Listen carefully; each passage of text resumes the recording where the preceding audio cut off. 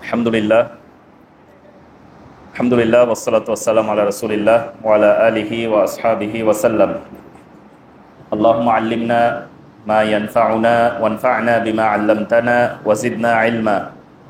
রাব্বি ইশরাহ লি সাদরি ওয়া ইয়াসসির লি আমরি ওয়াহলুল 'উকদাতাম মিন লিসানি ইয়াফকাহু কওলি। আসসালামু আলাইকুম ওয়া রাহমাতুল্লাহ।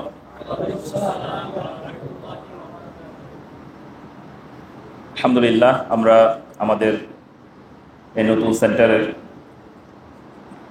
বোধহয় প্রথম আয়োজন, আমাদের উদ্বোধনী অনুষ্ঠানের পরে, সেটাতে আল্লাহ সুবহানাহু ওয়া তাআলা আমাকে তৌফিক দিয়েছেন আপনাদের সাথে কিছু বিষয় শেয়ার করার জন্য।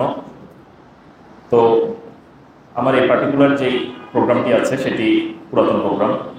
এটি আসলে প্রত্যেক রমাদানের আগেই বিভিন্ন জায়গায় এই কাজটি আমরা করি, একসাথে বসে চিন্তা ভাবনা করে রমাদানের জন্য একটা পার্সোনালাইজড প্ল্যান তৈরি করা, কাস্টমাইজড প্ল্যান তৈরি করা, সেই উদ্দেশ্য থেকে আসলে এই প্রোগ্রামটি হাতে নেয়া।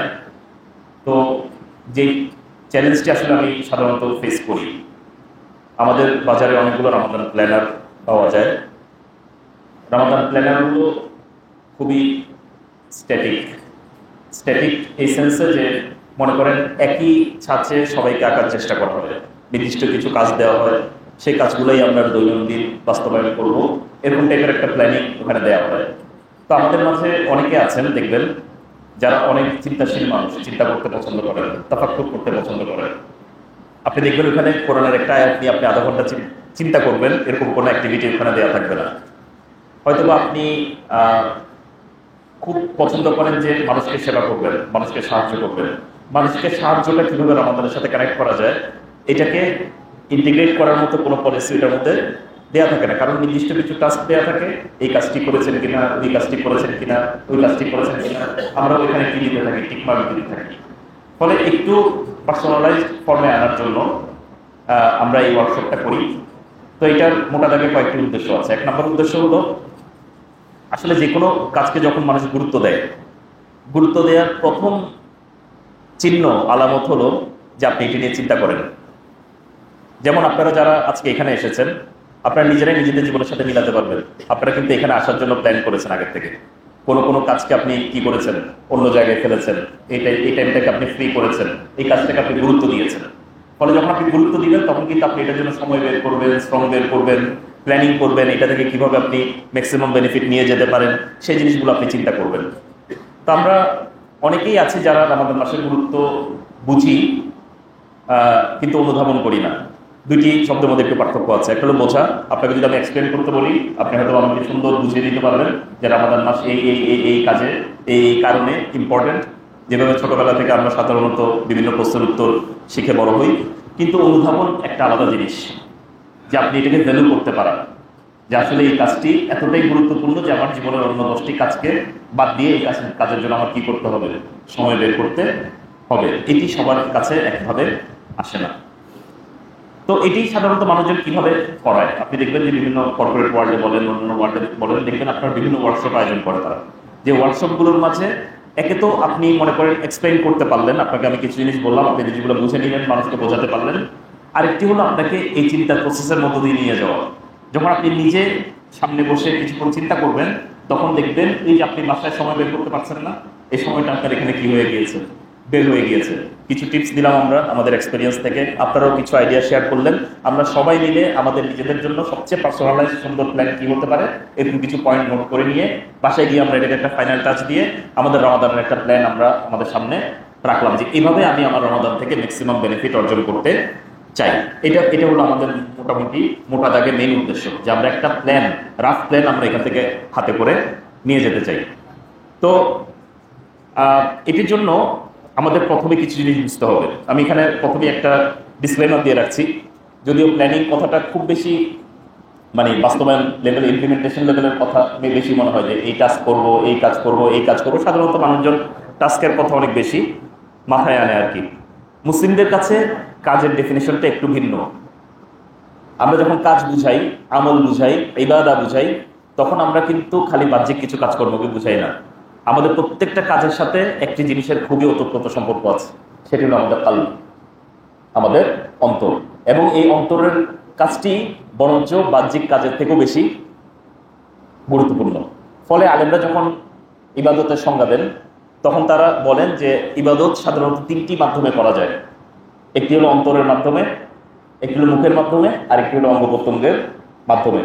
আপনি খেয়াল করবেন মোটা দাগে আমাদের সমাজের মাঝে আমল বলতে যে জিনিসগুলো প্রচলিত, সে আমল বলতে আমরা আসলে কি কি বুঝি বলেন তো? মুখের আমলকে বুঝি আর অঙ্গ প্রত্যঙ্গের আমলকে বুঝি, আমাদের কালবের আমলগুলোকে আমরা বুঝি না। অথচ রাসূলুল্লাহ সাল্লাল্লাহু আলাইহি সাল্লাম বিভিন্ন জায়গায় বারবার আমাদেরকে কিসের কথা বলেছেন? আমাদের অন্তরের আমলগুলোর কথা বলেছেন। আপনি কোন একটা কাজ বাহ্যিকভাবে সালাত আদায় করছেন, এই সালাত আদায় করার সময় একজন মানুষ সম্পূর্ণ আল্লাহর জন্য সালাত আদায় করছে, আরেকজন মানুষ কিছুটা লোক দেখানো, কিছুটা আল্লাহর জন্য সালাত আদায় করছে। দুইজনই কিন্তু বাহ্যিকভাবে আমল একই, কিন্তু অন্তরের আমল দুজনের ভিন্ন। ফলে আল্লাহ সুবহানাহু ওয়া তাআলার কাছে দুজনের মর্যাদাও ভিন্ন। একজন মানুষ আল্লাহকে সবচেয়ে বেশি কদর করে, আরেকজন মানুষ আল্লাহকে তেমন একটা কদর করে না। দুজন মানুষই সালাত আদায় করছে, দুজন মানুষই তার day to day life maintain করছে, দুজনের আল্লাহ সুবহানাহু ওয়া তাআলার কাছে মর্যাদা একই রকম না।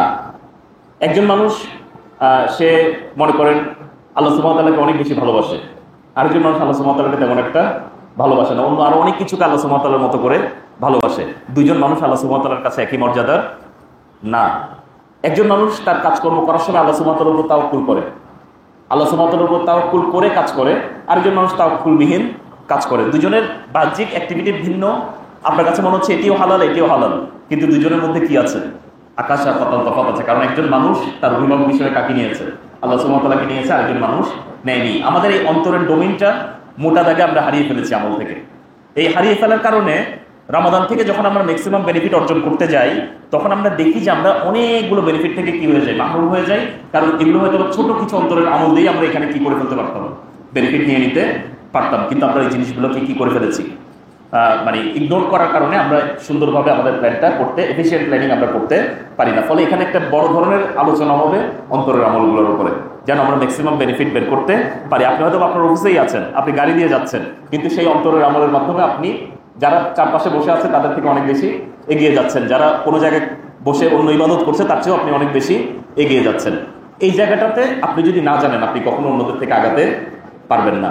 এই কারণে আমাদের ওলামারা বারবার আমাদেরকে ইলমের দিকে আসতে বলেছেন। কারণ আপনি যখন জানবেন তখন আপনি অনেক কম কাজ দিয়ে এমন সব জায়গায় চলে যেতে পারবেন যেটা অনেক বেশি ইলম অর্জন করেও আপনি করতে পারবেন না। রাসূলুল্লাহ সাল্লাল্লাহু আলাইহি ওয়াসাল্লাম একবার আমাদের মায়েদের একজনকে দেখেছেন যে তিনি তাসবিহ করছেন, বিছানায় বসে বসে তাসবিহ করছেন। তিনি বাহিরে গেলেন, বাহিরে গিয়ে তিনি আবার ব্যাক করলেন, ব্যাক করে এসে দেখেছেন যে তিনি এখনো কি করছেন, তাসবিহ করছেন। তখন রাসূলুল্লাহ সাল্লাল্লাহু আলাইহি ওয়াসাল্লাম বলেছেন যে আমি একটা কথা বলেছি যেটি তুমি যা কিছু করছো এখন পর্যন্ত তার চেয়ে আল্লাহ সুবহানাহু ওয়া তাআলার কাছে অধিক প্রিয়। কি করেছেন? সুবহানাল্লাহি ওয়া বিহামদিহি আদাদা খালকিহি ওয়া রিদা নাফসিহি ওয়া জিনাতা আরশিহি ওয়া মিদাদা কালিমাতি। বাস আমি এমন ভাবে আল্লাহ সুবহানাহু ওয়া তাআলার তাসবিহ একবার করলাম যেটা তোমার এতক্ষণ ধরে করা পুরো তাসবিহটাকে কি করে ফেলেছে, ওভারকাম করে। এই নলেজটা তো আপনার লাগবে। আপনার কাছে যখন এলটা আসবে তখন আপনি অন্যদেরকে রিপিট দিতে পারবেন যে না, আমি অনেক কম আমল দিয়েও অনেকজনের উপরে কি দিয়ে দিতে পারি, উপরে উঠে যেতে পারি। এই কারণে আলেমদের মর্যাদা সবসময় একজন আলেম থেকে বেশি, কারণ সে জানে কিভাবে আল্লাহ সন্তুষ্টি অর্জন করতে হয়। আরেকজন জানে না, কিন্তু চেষ্টা করছে আল্লাহ সন্তুষ্টি অর্জন করতে। তো প্রথমে আমরা একটু আসবো যে আল্লাহ সুবহানাহু ওয়া তাআলা আমাদেরকে সৃষ্টি করেছেন।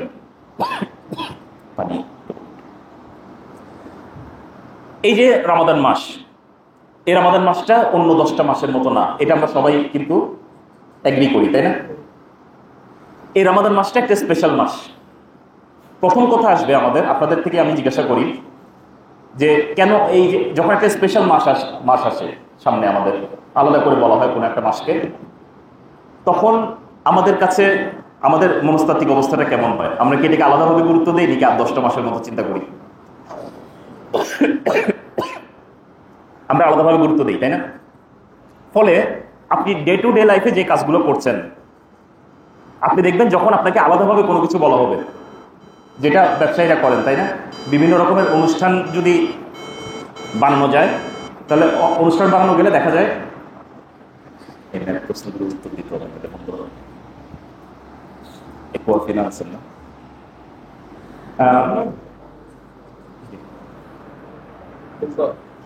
না।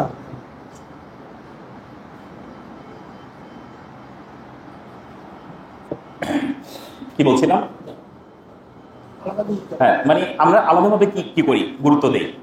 আল্লাহ সুবহানাহু ওয়া তাআলা আমাদেরকে সৃষ্টি করেছেন, তিনি খুব ভালোভাবে আমাদেরকে চিনেন এবং তিনি জানেন এই সৃষ্টিকে যদি একটা মনোটোনাস লাইফের মধ্যে ছেড়ে দেওয়া হয়, যেটাতে রেগুলারলি একই কাজ করতে হয়, প্রতিদিন একই রকম জিনিসগুলো জাস্ট রিপিট করতে হয়, তাহলে সে একসময় কি হয়ে যাবে, একঘেয়েমিতে পড়ে যাবে এবং সে তার নিজের ইমানকে কি করতে পারবে না, তাজদীদ করতে পারবে না, রিনিউ করতে পারবে না, রিজুভেনেট করতে পারবে না। ফলে তাকে আল্লাহ সুবহানাহু ওয়া তাআলা দেখবেন সবসময় আমাদেরকে, যখনই আমরা একটু বসে যেতে চাই তখনই নতুন একটা কিছু দিয়ে আমাদেরকে কি করে দেন, এনার্জাইজ করে দেন। এবং এটা সবসময় আছে একটা নির্দিষ্ট ফ্রিকোয়েন্সিতে। আপনি দেখবেন কিছুদিন পরপরই আমাদের কাছে বিভিন্ন অফার চলে আসছে। যেমন আমাদের সামনে এখন কি আসছে, রমাদান আসছে।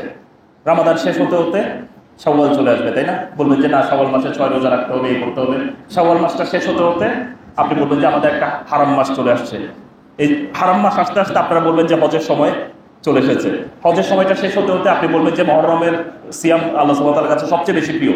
আপনি দেখেন এক একবার এক এক আঙ্গিকে আল্লাহ সুবহানাহু ওয়া তাআলা আমাদেরকে কিন্তু বিভিন্ন রকমের কি দিচ্ছেন, অফার দিচ্ছেন এবং আমাদেরকে সবসময় সচেতন রাখছেন যে না, আমাদের একটা অ্যাক্টিভিটি বেস কি আছে, লাইফ আছে। একজন মুসলিম কখনো কি হয়ে যেতে পারে না, মনোটোনাস হয়ে যেতে পারে না। ফলে এটা কিন্তু আল্লাহ সুবহানাহু ওয়া তাআলার সৃষ্টির একটা হিকমা, যে তিনি আমাদেরকে কিভাবে সৃষ্টি করেছেন সেটা তিনি সবচেয়ে ভালো জানেন।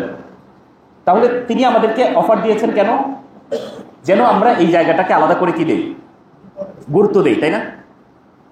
যদি আমি খালি বলি যে এই মাসটা অন্য মাস থেকে আলাদা, তাহলে কি আপনি গুরুত্ব দিবেন? দিবেন না তো। এটার জন্য তো আপনার কিছু আসলে অফার দিতে হবে, যে অফারগুলোর কারণে আপনি এই জিনিসটাকে গুরুত্ব দিবেন। আল্লাহ সুবহানাহু ওয়া তাআলা এরকম অনেকগুলো অফার আমাদের কিন্তু এই মাসের জন্য দিয়েছেন এবং প্রত্যেকটা মৌসুমের জন্য আলাদা আলাদা কি থাকে, অফার থাকে, আলাদা আলাদা উদ্দেশ্য থাকে। এই দুটো জিনিস যদি আপনি ঠিকভাবে না বুঝেন, তাহলে আপনি এই রমাদান প্ল্যানিংটাকে ডিকোড করতে পারবেন না, বা ঠিকভাবে আপনি বাস্তবায়ন করতে, ঠিকভাবে তৈরি করতে পারবেন না। প্রথমত কথা হলো যে আল্লাহ সুবহানাহু ওয়া তাআলা এই পার্টিকুলার যেই অফার, যে কোর্সটা আমাদের সামনে আসছে 30 দিনের, এই কোর্সের মূল অবজেক্টিভ বানিয়েছেন কি বলতে পারবেন কেউ? তাকওয়া অর্জন করা, তাই না? কুতিবা আলাইকুমুস সিয়ামু কামা কুতিবা আলাল লাযিনা মিন ক্বাবলিকুম লাআল্লাকুম তাত্তাকুন, যেন তোমরা তাকওয়া অর্জন করতে পারো। তাহলে আমাদের উদ্দেশ্য এই মাসের অ্যাক্টিভিটির কি, তাকওয়া অর্জন করা। এটাতে আমরা সবাই জানি, তাই না? এই বিষয়ে আমরা সবাই এগ্রিড যে আমাদের এখনকার উদ্দেশ্যটা কি, তাকওয়া অর্জন করা। এই তাকওয়া অর্জন করার জন্য আল্লাহ সুবহানাহু ওয়া তাআলা আমাদেরকে কি কি অফার দিয়েছেন একটু মাথার মধ্যে গেঁথে নেবেন জিনিসগুলো। 1 নম্বর, আল্লাহ সুবহানাহু ওয়া তাআলা বলেছেন এই মাসে জান্নাতের দরজাসমূহ কি থাকে, খোলা থাকে। মানে কি, আপনি যদি কোনো একটা বাসায় যান, ওই বাসায় আপনি প্রবেশ করতে চান, ওই বাসার দরজাটা খোলা, ওই বাসার দরজাটা বন্ধ, কোনটাতে আপনার ঢুকতে ইজি মনে হবে? আল্লাহ সুবহানাহু ওয়া তাআলা আমাদেরকে বুঝিয়েছেন জান্নাতে প্রবেশ করা খুবই ইজি। এই মাসে জান্নাতে প্রবেশ করাকে খুবই কি করে দেওয়া হয়, সহজ করে দেওয়া হয়। তার মানে আল্লাহ সুবহানাহু ওয়া তাআলার এখানে রহমত কি থাকবে, গালেব থাকবে তার শাস্তির উপরে। আল্লাহ সুবহানাহু ওয়া তাআলা তাকে মানে যে কাউকে কি করে দিতে চাইবেন, মাফ করে দিতে চাইবেন এবং জান্নাতে প্রবেশ করাতে চাইবেন। যে কেউ একটু চেষ্টা করবা, তোমার জন্য আমি জান্নাতের দরজাটা কি করে দিচ্ছি, সহজ করে দিচ্ছি। ফলে একটা অফার দিয়েছেন যে জান্নাতের দরজা এই টাইমে খোলা থাকে। তার মানে তুমি ওইখানে যাবা, নক করবা, কিছুক্ষণ বসে থাকবা, এরকম করে জিনিস নেই। তুমি চেষ্টা করবা, তোমার দরজা খোলা আছে, তুমি প্রবেশ করে ফেলতে পারবা। তার মানে আল্লাহ সুবহানাহু ওয়া তাআলা আমাদেরকে একটা রিওয়ার্ড ঘোষণা করছেন প্রথমে, যে জান্নাতের দরজাগুলো কিন্তু অলরেডি কি করা আছে, তোমাদের জন্য খোলা আছে। জাস্ট ট্রাই অ্যান্ড গ্র্যাব ইট, চেষ্টা করো এবং এটা তোমরা নিয়ে নাও। এটা 1 নম্বর বিষয়। 2 নম্বর, তিনি বলেছেন জাহান্নামের দরজাগুলোকে কি করে দেওয়া হয়, ঠিক অপোজিট। বুঝছেন কিনা? জাহান্নামে যাওয়াকে আল্লাহ সুবহানাহু ওয়া তাআলা কষ্টকর বানিয়ে দিয়েছেন। মিনিং কি জানেন? রমাদান মাসেও যদি আপনি জাহান্নামে যান, তাহলে আপনার খুব চেষ্টা সাধনা করে যেতে হবে। জান্নাতে যাওয়ার জন্য আপনার খুব বেশি কষ্ট করতে হবে না রমাদান মাসে, কিন্তু যদি জাহান্নামে যেতে চান তাহলে কি করতে হবে? এবং আপনি যদি কষ্ট করে জাহান্নামে যান রমাদান মাসে, আমরা লাস্টে হাদিস শেয়ার করবো, আপনারা খেয়াল করবেন যে রাসূলুল্লাহ সাল্লাল্লাহু আলাইহি সাল্লাম খালি রমাদান মাস সম্পর্কে, যেটা ওনার সারা জীবনের ট্র্যাক রেকর্ডে পাওয়া যায় না, এমন একটা দোয়া করেছেন। কি দোয়া করেছেন বলতে পারবেন কেউ? তিনি একদিন মিম্বর থেকে নামছিলেন, কি বলছিলেন? আমিন আমিন আমিন, তাই না? এটা যখন বলেছেন তখন পাশে থেকে সাহাবীরা জিজ্ঞাসা করলেন যে কি ব্যাপারে আপনি আমিন বললেন? তখন তিনি বললেন, একটা কারণ বলেছেন, মান আদরাকা রমাদানা, যে ব্যক্তি রমাদান পেল, ওয়ালাম ইউগফার লাহু, কিন্তু তাকে কি করা হলো না, ক্ষমা করে দেয়া হলো না, এই মানুষ ধ্বংস হোক, অথবা তার ধুলি দূষিত হোক। যে ব্যক্তি কি করতে পারলো না, রমাদান মাস পেল কিন্তু ক্ষমা পেল না। আপনি দেখেন তো রাসূলুল্লাহ সাল্লাল্লাহু আলাইহি ওয়াসাল্লাম, যেই রাসূল সাল্লাল্লাহু আলাইহি ওয়াসাল্লাম প্রত্যেকটা বিষয়ে খালি এই উম্মতের জন্য কিসের দোয়া করেন? রহমতের দোয়া করেন, তাই না? আযাব থেকে শাস্তি মানে মুক্তির দোয়া করেন, ক্ষমা পেয়ে যায় যেন এই উম্মত, এটার জন্য চিন্তিত থাকেন। তিনি বলেছেন যে ব্যক্তি রমাদান পেল কিন্তু সে ক্ষমা আদায় করে নিতে পারলো না, তাকে ক্ষমা করে দেওয়া হলো না, সে তার মানে নাক ধুলি দূষরিত হোক, মানে সে ধ্বংস হোক, সে জাহান্নামে যাওয়াটা জায়েজ, তার জাহান্নামে যাওয়াটাই মুনাসিব, অ্যাপ্রোপ্রিয়েট তার জন্য। এটা কার কার কার কথা? রাহমাতুল্লিল আলামিনের কথা, যিনি এই উম্মতের জন্য সবচেয়ে বেশি কি ছিলেন? মুশফিক ছিলেন, সবচেয়ে বেশি কি করতেন? কেয়ার করতেন যে উম্মতের জন্য। তাহলে দেখেন এই যে জাহান্নামের দরজাকে এখন কি করে দেওয়া হয়েছে? কঠিন করে দেওয়া, মানে আপনার জাহান্নামের চেষ্টা করে যেতে হবে।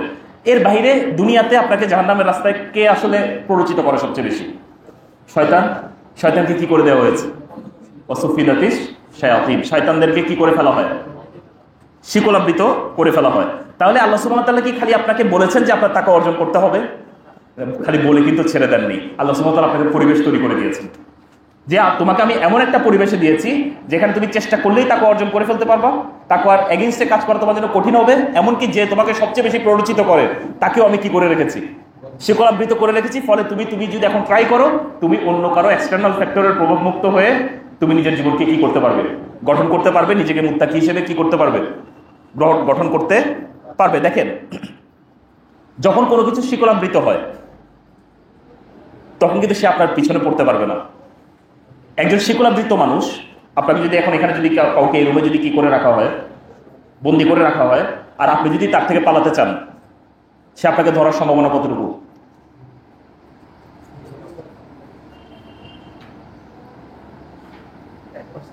এক সাইডে দিয়ে দেন, ওরা নিজেরা পাস করে নেবে। আমরা একটু এদিকে মানে মনোযোগ দিই ইনশাআল্লাহ। সাউন্ড কি ক্লিয়ার আছে নাকি? আচ্ছা, আমরা বলছিলাম যদি কেউ শিকলাবৃত থাকে, শৃঙ্খলাবদ্ধ থাকে, তাহলে সে কি মনে করেন আপনি তার থেকে দুইটা জিনিস একসাথে মাথার মধ্যে কি করবেন? চিত্রায়িত করবেন। আপনি শৃঙ্খলাবদ্ধ আছেন এবং মানে শৃঙ্খলাবদ্ধ একজন মানুষ আছে এবং আপনি তার থেকে পালাতে চাচ্ছেন, তার আপনাকে ধরার সম্ভাবনা কতটুকু? আপনাকে প্রভাবিত করার সম্ভাবনা কতটুকু? 0%। বুঝেছেন কিনা? এখানে ইবনে তাইমিয়া রাহিমাহুল্লাহ তিনি বলেছেন যে শৃঙ্খলাবদ্ধ কথাটার মিনিং হলো আপনি যদি তার চেয়ে পালাতে চান তাহলে সে আপনাকে ধরতে, কিন্তু আপনি যদি তার কাছে এসে বসে থাকেন, আপনি যেভাবে একজন জেলখানার কয়েদির কাছে এসে বসে থাকলে সে আপনাকে কি করতে পারবে? কথা বলতে পারবে, সে আপনাকে প্রভাবিত করতে পারবে। তার মানে যে ব্যক্তি তাকওয়া অর্জন করতে চায় তাকে শয়তান কি করতে পারবে না, কিন্তু যে ব্যক্তি তাকওয়া অর্জন করতে চাচ্ছে না সে যেভাবে আছে সেভাবেই থাকবে। এই কারণে যারা অপরাধ করতে চায় তাদের ব্যাপারে শয়তান এখনো কি করতে পারে? প্রভাব করতে পারে। কিন্তু যে ব্যক্তি পালাতে চায়, সচেতনভাবে ডিসিশন নেয় যে আমি তার থেকে বাঁচবো, তার জন্য আল্লাহ সুবহানাহু ওয়া তাআলা এনভায়রনমেন্ট তৈরি করে দিয়েছেন লাআল্লাকুম তাত্তাকুন, যেন তোমরা তাকওয়া অর্জন করতে পারো। কারণ যদি এই শয়তান সারাক্ষণ কাজই করতে থাকে আমি তাকওয়ার ট্রেনিং করতে গিয়ে নিব, কেন রমাদান মাস তাকওয়ার ট্রেনিং? কারণ আপনার মূল শত্রু এখানে কি? তাকে কয়েদি করে রাখা হয়েছে। আপনি একদম ন্যাচারালি ফ্রি, কোনো শত্রুর প্রভাব ছাড়া নিজের জীবনকে এখন কি করবেন? ট্রেন আপ করবেন। 30 দিন ট্রেন আপ করবেন, শক্তি অর্জন করবেন, শয়তানের সাথে যুদ্ধে নামবেন বাকি 11 মাস। ফলে এটাও একটা স্পেশাল অফার রমাদান মাসের। এটা অন্য কোনো মাসে কিন্তু শয়তানকে কি করে রাখা হয় না? বন্দী করে রাখা হয় না।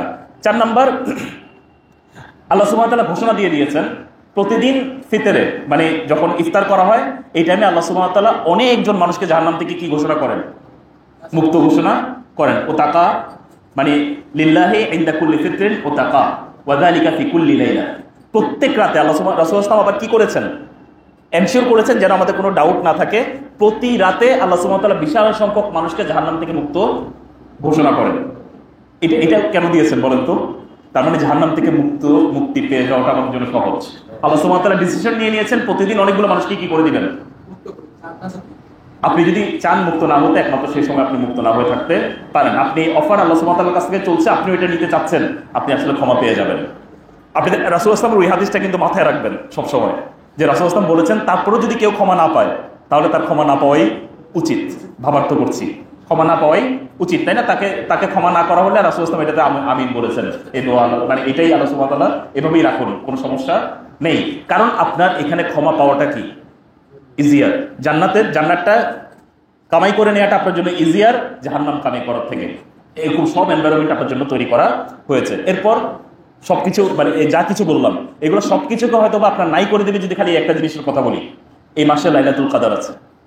এই এক লাইলাতুল কাদার আপনার সবকিছুকে কি করে দিতে পারে, চেঞ্জ করে দিতে পারে। এমনকি আপনার সারা জীবনের যত আমল এগুলো সবগুলোকে ওভারকাম করে আপনাকে একজন আবেদে পরিণত করে দিতে পারে, আল্লাহ সুবহানাহু ওয়া তাআলার কাছে সবচেয়ে প্রিয় ব্যক্তিতে পরিণত করে দিতে পারে। এক লাইলাতুল কাদারই যথেষ্ট, তাই না? ফলে লাইলাতুল কাদারের অফার দিয়েছেন কোন মাসে? আল্লাহ সুবহানাহু ওয়া তাআলা রমাদান মাসে। ফলে রাসূল আল্লাহ সুবহানাহু ওয়া তাআলা প্রচুর অফার্স গুলো দিয়েছেন আমাদেরকে, যেন আমরা আসলে আমাদের এই কোর্সটা বাস্তবায়ন করতে পারি, আমরা যেন আসলে মুত্তাকি হয়ে এখান থেকে বের হতে পারি। আমরা বাকিগুলা পরবর্তীতে ইনশাআল্লাহ আবার করব। আমাদের এখানে কিছু ইন্টারাকশন করার জন্য আছে রেডি। আমরা কিছু জাস্ট আপনাদের কাছ থেকে মাঝে মাঝে কিছু ফিডব্যাক নেব। এই ফিডব্যাকগুলো নেওয়ার জন্য আপনাদের যাদের ইন্টারনেট ফ্যাসিলিটি আছে আপনাদের সাথে, আপনারা মোবাইলে একটু একটা লিঙ্কে জয়েন করবেন। এটা কোথায় পাবে তারা? এতে slido.com slido.com slido.com যারা যারা আপনারা মানে ইন্টারনেট অ্যাক্সেস আছে তারা একটু জয়েন করে নেবেন। জয়েন করে ওইখানে একটা কোড চাইবে আপনাদের কাছে। আমাদের এই ইভেন্টটার কোড হলো 2526117। সেটাতে একটু আপনারা জয়েন করে নেবেন। জয়েন করলে সেখানে আমরা কিছু আপনাদের জন্য কোয়েশ্চেন রাখবো। মাঝে মাঝে আমাদের আলোচনা চলবে, টিপসও চলবে, সাথে আপনাদের কাছ থেকে ওখানে কিছু ফিডব্যাক আমরা নিব যে আপনারা কি কি প্ল্যান করছেন। মাঝে মাঝে আপনাদেরকে সময়ও দেওয়া হবে কাজ করার জন্য। সামনের দিকে যাবো, সামনের দিকে যাবো।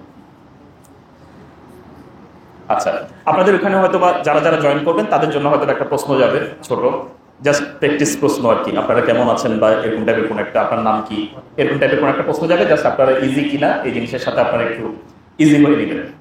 আমি আমাদের প্রথম টপিকটা কন্টিনিউ করি, মানে আলোচনাটা কন্টিনিউ করি।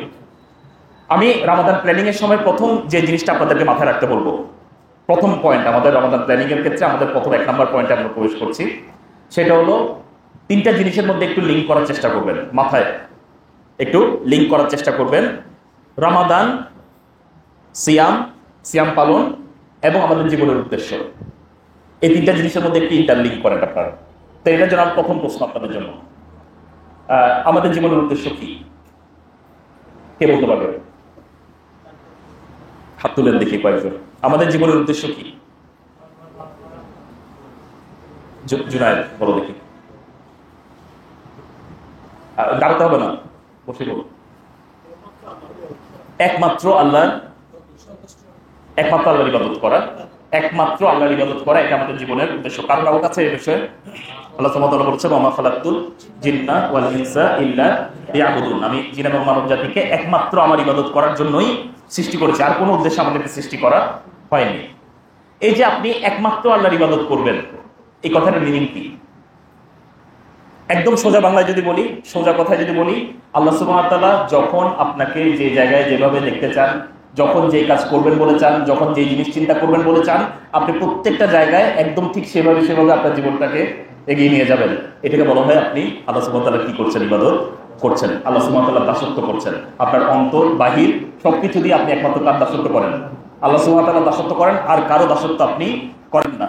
এই জায়গায় আপনি আর যাকে যাকে বসাতে পারেন দাসত্বের জায়গায়, যে আপনি আপনার বসের দাসত্ব করেন, আপনার বাবা মায়ের দাসত্ব করেন, আপনাদের প্রেসিডেন্টের দাসত্ব করেন, প্রধানমন্ত্রীর দাসত্ব করেন, আমেরিকার প্রেসিডেন্টের দাসত্ব করেন, ইন্ডিয়ার প্রেসিডেন্টের দাসত্ব করেন, যার যার দাসত্ব আপনি এখানে বসাতে পারেন, প্রত্যেকটা তাগুত। বুঝেছেন কিনা? একমাত্র ইবাদত করতে হবে কার? আল্লাহ সুবহানাহু ওয়া তাআলা, আর কারো দাসত্ব আপনি করতে পারবেন না। এটাকে বলা হয় কি? মানে আমাদের জীবনের উদ্দেশ্য। বুঝছেন কিনা? আমি আরেকটু ক্ল্যারিফাই করলাম যে দাসত্ব বলতে কি বোঝানো হয়। আপনার অন্তর বাহির একমাত্র কার দাস থাকবে? আল্লাহ সুবহানাহু ওয়া তাআলার দাস থাকবে। তাহলে কি আমরা আমার বাবার কথা শুনবো না? বাবার কথা কেন শুনবেন? কারণ আপনি আল্লাহর দাস, অন্য কোনো কারণে না। আপনার বাবা যদি কালকে বলে আপনি সালাত আদায় করতে পারবেন না, শুনবেন তো বাবার কথা? কারণ আপনি আল্লাহ বাবার দাস না। আপনি কার দাস? আল্লাহ সুবহানাহু ওয়া তাআলার দাস। আপনার বাবা বলেছে বাইরে থেকে মানে একটু চাল কিনে নিয়ে আয়, আপনার ইচ্ছা করছে না যাইতে, তারপর আপনি যাবেন। কেন যাবেন? কারণ আপনি আল্লাহর দাস। আপনার বাবার দাস এই কারণে না, কিন্তু আপনি আল্লাহর দাস এই কারণে যাবেন। এই যে আপনার প্রত্যেকটা মুহূর্তে আপনি একমাত্র কার দাসত্ব করেন? আল্লাহ সুবহানাহু ওয়া তাআলার দাসত্ব করেন। এটাকে বলা হয় কি? এটাই আমাদের জীবনের উদ্দেশ্য, এবং এটাই হলো আমাদের সেই কালিমা, যে কালিমাটাকে আমরা কালিমা তাইয়্যিবা বলি, লা ইলাহা ইল্লাল্লাহ, আশহাদু আল্লা ইলাহা ইল্লাল্লাহ, এটার মিনিং হলো আমি একমাত্র আল্লাহ ছাড়া কারো কোনো প্রকার দাসত্ব আমরা করি না, ভিতরেও করি না, বাহিরেও কোনো অঙ্গ প্রত্যঙ্গের কাজের মাধ্যমে করি না, কথার মাধ্যমে আমরা করি না, অন্তরের মধ্যে তো প্রশ্নই আসে না। কারণ অন্তরের মধ্যে যদি আমি অন্য কোনো কিছু রাখি, বাহিরে যদি আল্লাহর ইবাদত দেখাই, কি হবে এটা বলুন তো? এটাকে নিফাক বলা হয়, বুঝছেন কিনা? আপনি অন্তরে আসলে একমাত্র আল্লাহর দাসত্ব করেন না, বাহ্যিকভাবে আপনি কি করেন অন্য কারো মানে দেখান যে আপনি আল্লাহর দাসত্ব করছেন, এদেরকে কি বলা হয়? মুনাফিক বলা হয়, যাদের মধ্যে নিফাক রয়েছে। ফলে আপনার অন্তর এবং বাহির দুটি কি করতে হবে? কমপ্লায়েন্সে থাকতে হবে যে আমি একমাত্র আল্লাহর দাসত্ব করি। তাহলে উবুদিয়া জিনিসটা, উবুদিয়া বলা হয় এটাকে, দাসত্ব কথাটাকে আরবিতে বলা হয় কি? উবুদিয়া। এই যে আপনি আল্লাহর দাস, এই জিনিসটা আপনি প্রকাশ করবেন কিভাবে? এটার বহিঃপ্রকাশটা কি?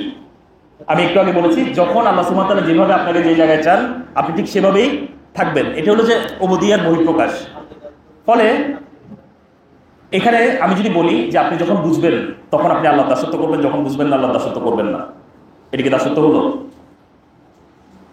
প্রশ্নটা একটু কঠিন হয়ে গিয়েছে।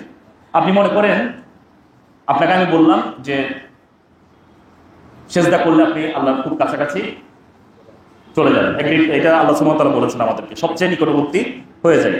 ফলে আমি একবার যে সেজদায় পড়বো, এই সেজদা থেকে আর উঠবো না মৃত্যু পর্যন্ত, সারা জীবনের জন্য আমি আল্লাহর নিকটে চলে যাব। ঠিক আছে কিনা দেখেন? কেন ঠিক নেই বলুন তো? আল্লাহ সুবহানাহু ওয়া তাআলা যখন যেখানে আপনাকে চেয়েছেন আপনি তখন সেখানে নাই। ফলে আপনার আকল খাটিয়ে আপনি কোনো কিছু করতে পারবেন না। আপনি আল্লাহর দাসত্ব করবেন এবং এটি রাসূল সাল্লাল্লাহু আলাইহি সাল্লামের দেখানো পদ্ধতিতে করবেন। এই দুইটা জিনিস এগ্রি না করলে আপনার এটা কি হিসেবে কবুল হবে না? ইবাদত হিসেবে কবুল হবে না। এখানে আকলের মাজালটা কতটুকু, আপনি কতটুকু আপনার মাথা কাটাতে পারবেন এই জায়গায়? হ্যাঁ, আপনার মাথা কাটানোর অনেকগুলো জায়গা আছে, অনেকগুলো জায়গা আছে যেখানে আপনি মাথা কাটাতে পারবেন, কিন্তু অনেকগুলো জায়গা আছে যেখানে আপনি মাথা কাটাতে পারবেন কিনা? পারবেন না। যেমন আমি উদাহরণ দিই, সালাত, মাগরিবের সালাত হঠাৎ করে 3 রাকাত হয়ে গেল। আপনি বললেন যে না, আমি সবগুলো সালাত আজকে থেকে কি পড়বো?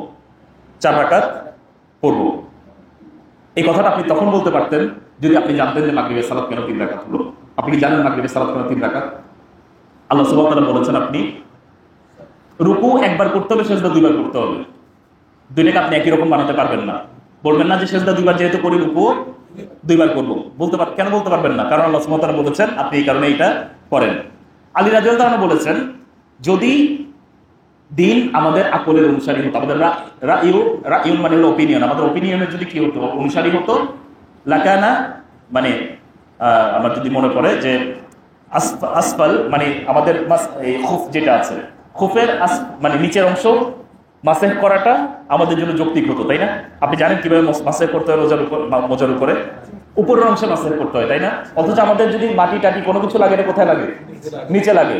আলী রাদিয়াল্লাহু আনহু বলছেন যদি দিন যদি আমাদের আকলের অনুসারী হতো বা আমাদের রায়ের বা আমাদের ওপিনিয়নের অনুসারী হতো, তাহলে আমরা বলতাম যে মাসেহ করতে হবে কোথায়? জুতার নিচে। কিন্তু আমরা রাসূলুল্লাহ সাল্লাল্লাহু আলাইহি ওয়াসাল্লামকে সারা জীবন আমরা দেখেছি তিনি উপরের অংশে কি করেছেন? মাসেহ করেছেন। ফলে যেটা বোঝানোর চেষ্টা করছি, আপনি আল্লাহ সুবহানাহু ওয়া তাআলার দাস, এটা সর্বোচ্চ বহিঃপ্রকাশ হলো আল্লাহ সুবহানাহু ওয়া তাআলা যখন আপনাকে কোনো কিছু করতে বলেন এবং আপনি এটার কোনো হিকমা বুঝেন না, এটা কেন করতে বলেছেন এটা আপনি বুঝতে পারছেন না, তারপর আপনি তার দাসত্ব করছেন, এটি হলো আপনার দাসত্বের সর্বোচ্চ বহিঃপ্রকাশ। এর থেকে বেশি দাসত্বের বহিঃপ্রকাশ হতে পারে না। যেটি আপনি বুঝে শুনে করছেন সেটা তো মানে মনে করেন শুকরের গোস্ত খেলে এই প্রবলেম হয়, ওই প্রবলেম হয়, এই হয়, সেই হয়, সালাদ করলে আমাদের বডির মধ্যে এই এক্সারসাইজ হয়, সিয়াম পালন করলে আমাদের অটোফেজির মাধ্যমে শরীর এভাবে এভাবে কি হয়ে যায়, এইসব কারণে যদি আপনি কি করেন, সালাদ সিয়াম কোনোটা পালন করেন, আপনি কিন্তু উবুদিয়া থেকে কি হয়ে গেলেন?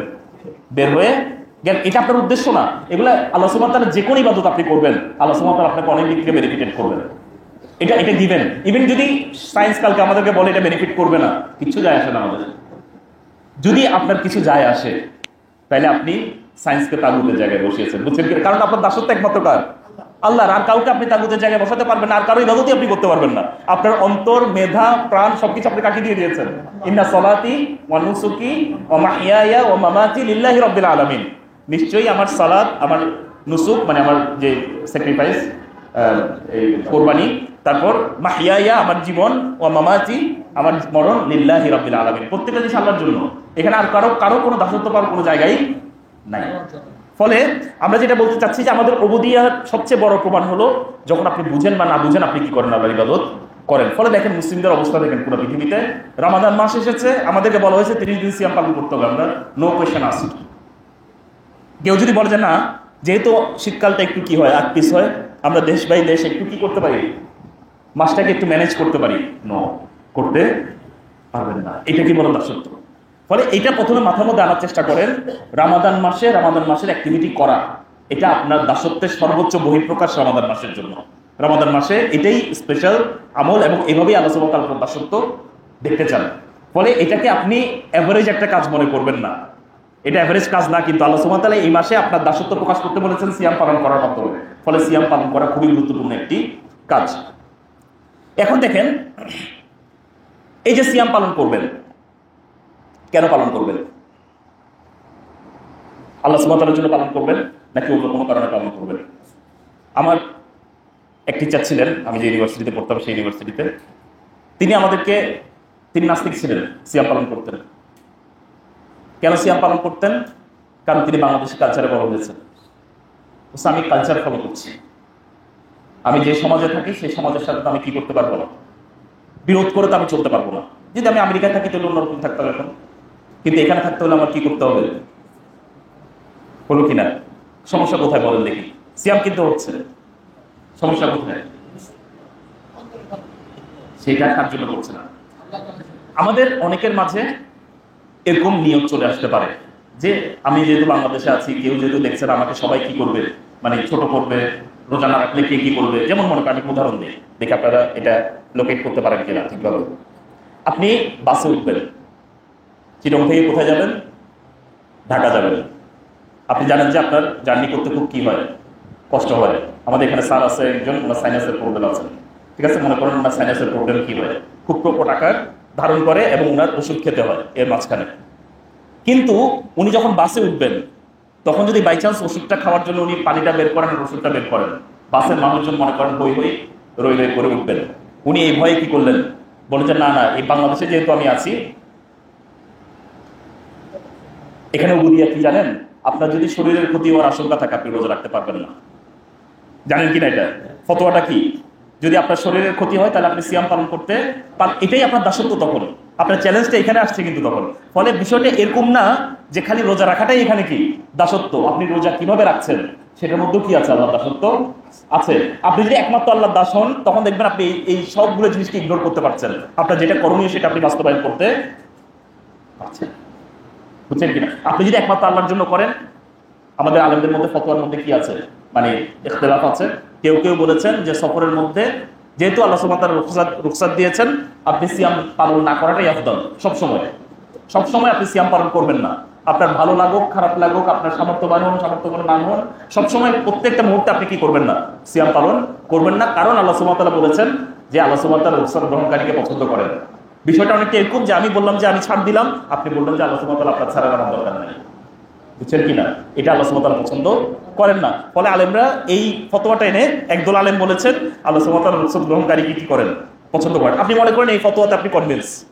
আমি বলছি না যে এই ফতোয়া সঠিক বা ভুল, এটা আমরা জাজমেন্ট এখানে যাবো না, কিন্তু মনে করেন এই ফতোয়াতে আপনি কনভিন্স, আপনি জানেন যে এই ফতোয়া আপনি সবখানে জীবনে ফলো করেন, কিন্তু এখানে এসে আপনি এটাকে ফলো করলেন না। আপনার নিয়তের মধ্যে কিন্তু কি চলে আসবে, গন্ডগোল চলে আসবে না? আপনারা বলেন।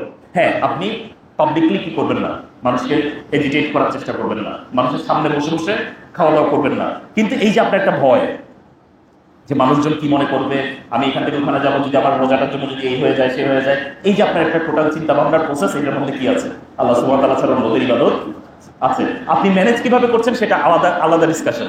আপনি লুকিয়ে খাবেন, সবার সামনে খাবেন না, যেহেতু আমাদের মাসের একটা সম্মানের বিষয় আছে। ওপেনলি খাওয়া দাওয়া করবেন না, লুকিয়ে খাবেন, একটু গোপনে খাওয়ার চেষ্টা করবেন, এমন লোকচক্ষুর আড়ালে চলে যাওয়ার চেষ্টা করবেন। দিস আর অল ওকে।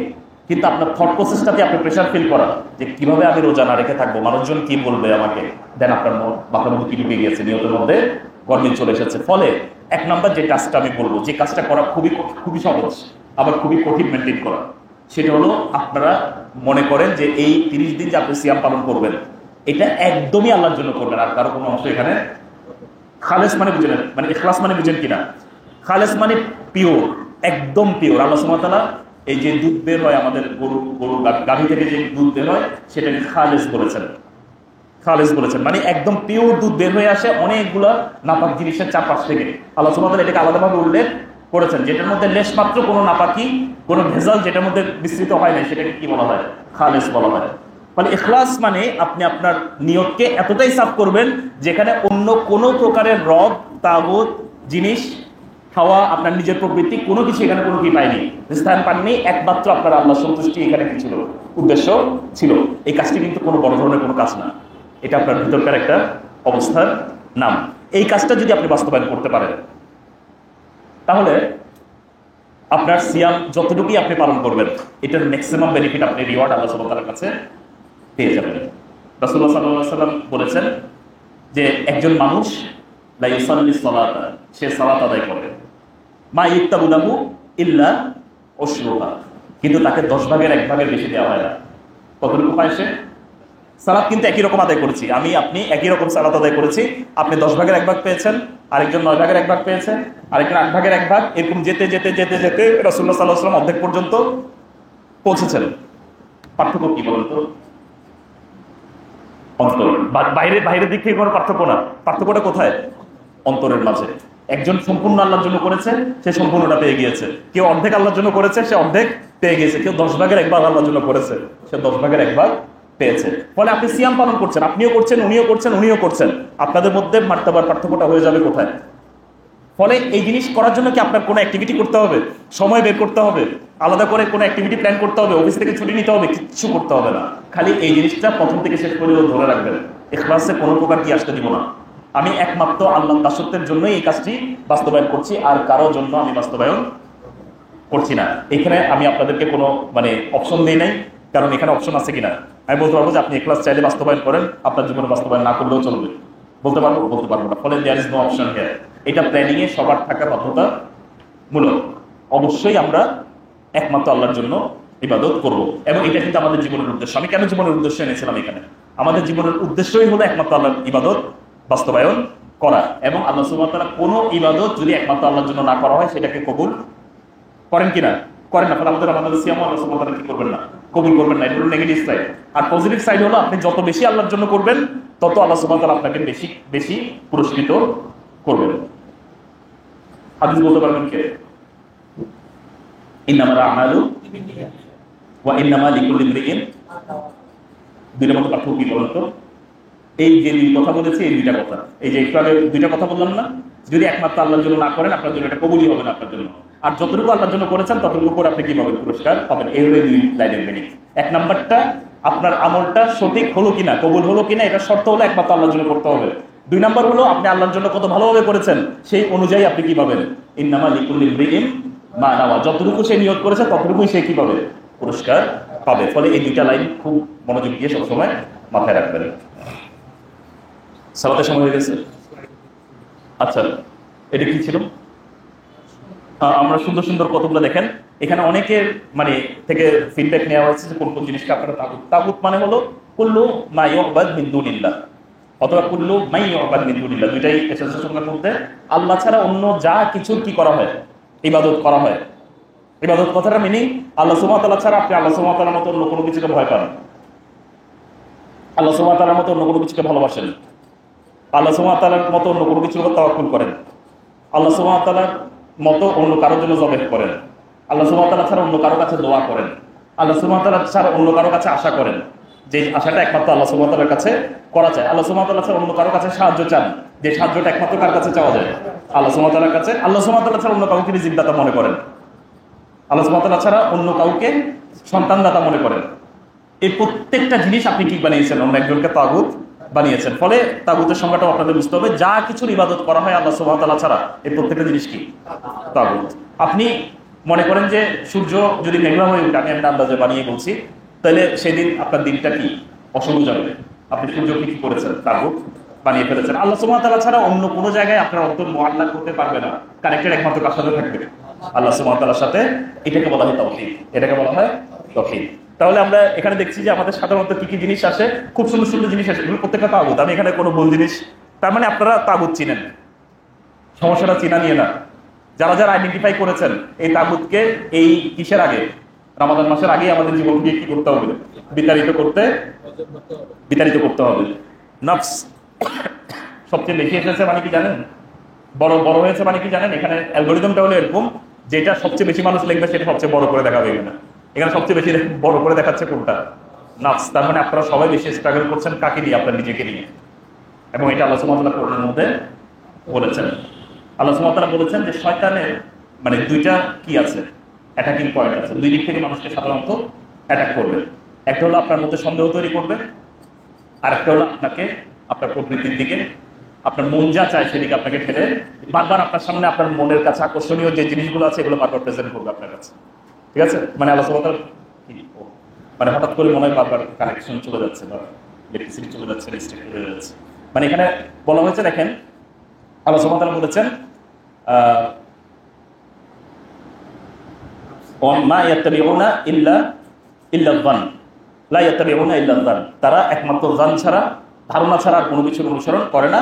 ওয়া মা তাহওয়াল আনফুস, এবং তাদের নফস যে জিনিস চায় সেই জিনিস অনুসরণ করে। ওয়া লাকাদ জাআহুম মির রাব্বিহিমুল হুদা, অথচ তাদের রবের কাছ থেকে তাদের কাছে কি চলে এসেছে, গাইডেন্স চলে এসেছে। দুইটা জিনিস বলেছেন আল্লাহ সুবহানাহু ওয়া তাআলা।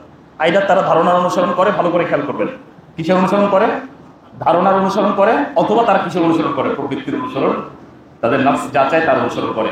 এই দুইটা জিনিসের ট্র্যাপে পড়ে যাবেন, আপনার কাছে হুদা, হেদায়েত, গাইডেন্স কাজ করবে না। আপনি যখন সন্দেহে পতিত থাকবেন, যতক্ষণ পর্যন্ত এই সন্দেহকে আপনি কি না করছেন, সমাধান না করছেন, কোনো আলেমের কাছে গিয়ে রিসার্চ করে, পড়ালেখা করে, যতক্ষণ পর্যন্ত এই সন্দেহ থেকে আপনি মুক্তি না পাবেন, দেখবেন এটা আপনাকে হেদায়েতের কাছে আসতে, আপনি প্রত্যেকটা জিনিসে কনভিন্স, কিন্তু আপনার মাথার মধ্যে একটা পোকা বারবার কি করতে থাকবে, না এই জিনিসটা এরকম কেন, এই জিনিসটা এরকম কেন। আপনি যতক্ষণ পর্যন্ত ক্লিয়ার করে ফেলেছেন, দেখবেন যে বাকি সবগুলো জায়গা মতো বসে গিয়েছে। ক্লিয়ার করতে পারছেন না, দেখবেন যে জায়গা মতো বসছে না। আরেকটা হলো হাওয়া। এই হাওয়া এমন একটা জিনিস যেটি একদম কনভিন্সড একজন মানুষ তাকেও কোন দিকে নিয়ে যেতে পারে, পথভ্রষ্টতার দিকে নিয়ে যেতে পারে। ফলে একজন মানুষ যে মুসলিম হয়ে গিয়েছে, আমরা যারা অলরেডি কিসের মধ্যে থাকতে চাই, ইসলামের মধ্যে থাকতে চাই, আমাদের মধ্যে নাস্তিকতার বীজ নাই, অন্যান্য ধর্মের সত্য মনে করার মতো কোনো জিনিসপত্র আমাদের মধ্যে নাই, আমরা কোনো ট্র্যাকে এইসব ক্ষেত্রে পড়ছি না। আমাদের চ্যালেঞ্জটা কিন্তু মূলত কিসের ক্ষেত্রে, হাওয়ার ক্ষেত্রে। ফলে এটা আপনারা খুব ক্লিয়ারলি আইডেন্টিফাই করেছেন যে আমাদের স্ট্রাগলটা মেইনলি কিন্তু কিসের ব্যাপারে, নফসের ব্যাপারে। নফসকে কিভাবে ট্রেন আপ করতে হয় এটা নিয়ে আনফরচুনেটলি আমরা তেমন কোনো কি দিতে পারছি না, কোর্সের কথা বলতে পারছি না, তেমন কোনো ইয়ের কথা বলতে পারছি না। কিন্তু এটা নিয়ে আমাদের কি দরকার আছে, কারণ আগে ওই যে নো দাইসেলফ বলে না, আপনি যদি আসলে নফস জিনিসটা কি, আপনার হাওয়া কিভাবে কাজ করে, আপনার হাওয়ার পরিচয় কি, শয়তান কিভাবে আপনার হাওয়াকে নিয়ে খেলে, এই জিনিসগুলো না বুঝলে তো আপনি এটাকে পরিচর্যা করতে পারবেন না। সবাই না জেনে তো কোনো কাজ করা যায় না।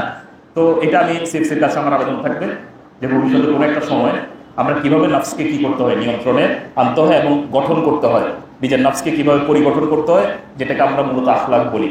নিজের ভিতরকার সৃষ্টি, খুলুক যেটাকে আমরা বলি, অভ্যন্তরীণ সৃষ্টিকে কিভাবে ডেভেলপ করতে হয়, এটা নিয়ে একটা কোর্স অথবা ওয়ার্কশপ যেটাই হোক আমাদের এখানে মানে চালু করা দরকার। তবে এটা নিয়ে আপনারা পড়ালেখা করবেন নিজেরা, কিভাবে নফসের এক এক রকমের রোগ, এক একজনের রোগ এক এক রকম, ওই পার্টিকুলার রোগ থেকে কিভাবে বের হতে হয়। প্রচুর অনলাইন রিসোর্স এখন আছে, বিশেষ করে islamqa.info, এটা তো আমি আমার ডিকশনারি, ওয়ার্কিং ডিকশনারি বলি। মানে এটাতে আপনি যে কোনো জিনিসের কি পাবেন, কাউন্সেলিং পাবেন, উত্তর পাবেন, সবকিছুই আপনারা পেয়ে যাবেন। আমি আবার বলছি islamqa.info, islamqa.info, এটার মধ্যে ঢুকবেন। ইংরেজিতে আছে, বাংলা ওয়েবসাইটও আছে। বাংলাতে প্রশ্ন একটু কম, ইংরেজিতে প্রশ্ন একটু বেশি। যারা ইংরেজিতে একটু ইজি আছেন তারা এখানে অবশ্যই আপনাদের উত্তর পেয়ে যাবেন। এর বাইরে আমাদের আলেমদের যে প্রশ্নোত্তর সেশনগুলো হয়, প্রচুর প্রশ্নোত্তর সেশন হয়, এই প্রশ্নোত্তর সেশনগুলোতে কি দিবেন, প্রশ্ন করবেন যে আমি এরকম সমস্যায় পড়ছি, কিভাবে আমি এটা থেকে বের হয়ে আসতে পারি।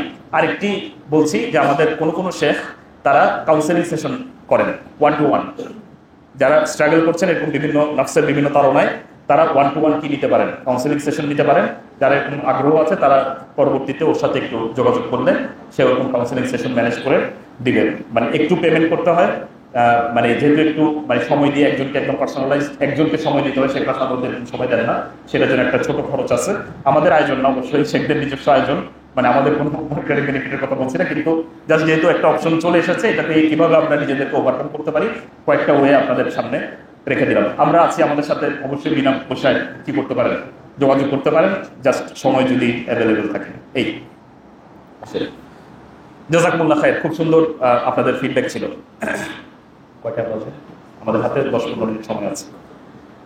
প্রাথমিক কিছু গাইডলাইন সামনে যখন আমরা একটা একটা করি, যেমন আগেরটাতে আমি কোনো গাইডলাইন দিইনি, কারণ ওটা করতেই হবে আপনাদের, মানে ইখলাস একটু কম করবেন বেশি করবেন কোনো অপশন আমাদের কাছে ছিল না।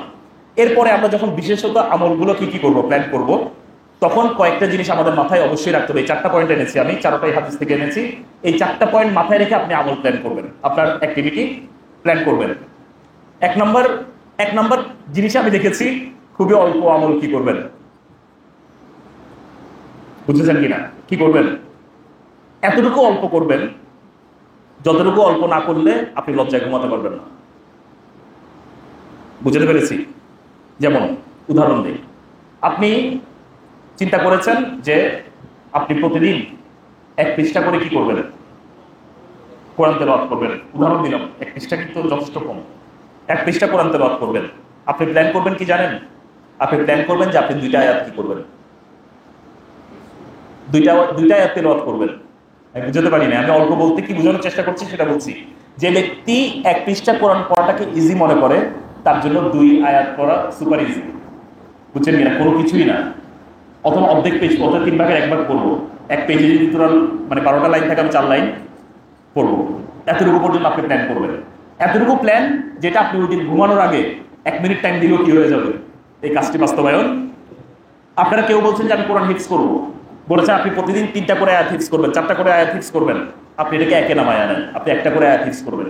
অথবা যদি আপনি দিনে 1টা করে আয়াত হিফজ করার প্ল্যান করেন, আপনি বলেন যে প্রতি 3 দিনে আপনি 1টা করে আয়াত কি করবেন, প্রতি 3 দিনে আপনি 1টা করে কি করবেন, আয়াত হিফজ করবেন। কিন্তু এটাকে এতটুকু কমে নামিয়ে আনবেন যে কমে আনার পরে আপনার এটা ছেড়ে দেওয়াটা অসম্ভব মনে হবে, লজ্জাস্কর মনে হবে, অপমানজনক মনে হবে। বুঝছেন কিনা? ক্লিয়ার? এটা আমার নিজের এক্সপিরিয়েন্স থেকে বলা, এবং এটা মারাত্মক টনিকের মতো ওয়ার্ক করে। আপনি দেখবেন বেশিরভাগ ক্ষেত্রে যেটা আপনি ফুল যে আপনার প্ল্যানিংটা আছে সেটা যখন সামনে রাখেন, তখন একদিন যদি একটু আপনার শরীরটা দুর্বল হয়ে যায়, একটু ইচ্ছা করছে না, দেখবেন যে আপনি কি হয়ে গিয়েছেন, পার্টটা ক্রস করে যে গিয়েছেন, এই একবার যে আপনি পিছনে গিয়েছেন, এটা থেকে আর কি করতে পারছেন না, ব্যাক করতে পারছেন না। কিন্তু যখন আপনি অল্প করে করবেন, দেখবেন আপনি বেশিরভাগ দিন আপনার ফুল প্ল্যানিংটাই, কারণ এটা তো আপনি মিনিমাম সেট করেছেন, ম্যাক্সিমাম সেট করেন নাই, মিনিমাম সেট করেছেন। ফলে আপনি দেখবেন বেশিরভাগ দিনই এমনভাবে আপনার অভ্যাস হয়ে গিয়েছে, কিউমুলেটিভলি আপনি কয়েকদিন পরে এর থেকে বেশি কাজ করতে পারছেন, যেটা আপনার অভ্যাস হয়ে যাওয়ার কারণে আপনি করতে পারছেন। ফলে আপনি একদিনে দেখে, আমি আপনাদেরকে একটা প্রবলেম দিই, আপনারা উত্তর দিবেন। আপনি একদিনে 10 পারা কোরআন পড়লেন, একদিনে, তারপর 10 দিন ব্রেক নিলেন, 11 নম্বর দিন আবার 10 পারা পড়লেন, আবার 10 দিন কি নিলেন। আরেকজন ব্যক্তি সে প্রতিদিন 1 পারা করে পড়ে 20 দিন পর্যন্ত। 20-এ পরে গিয়ে দুজনের আউটপুট সেম সেম সেম কিনা বলুন তো দেখি, কাটটা বেটার?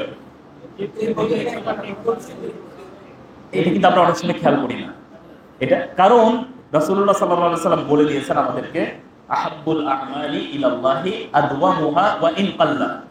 আল্লাহ সুবহানাহু ওয়া তাআলার কাছে সবচেয়ে প্রিয় আমল হলো যেটা কন্টিনিউয়াস করা হয়, যদিও কম করে। কন্টিনিউয়াসলি করাটা আল্লাহ সুবহানাহু ওয়া তাআলার কাছে কি, এটা আলেমরা ব্যাখ্যা দেওয়ার সময় কি বলেছে জানেন? আপনি একজন কি আছে, আপনার একজন এমপ্লয়ি আছে, সে এমপ্লয়ি একদিন এসে 10 ঘন্টা আপনার কাছে এসে মানে বিভিন্ন রকমের পারফরমেন্স দেখায় চলে যায়, এরপর 15 দিন আপনি তাকে দেখেন না।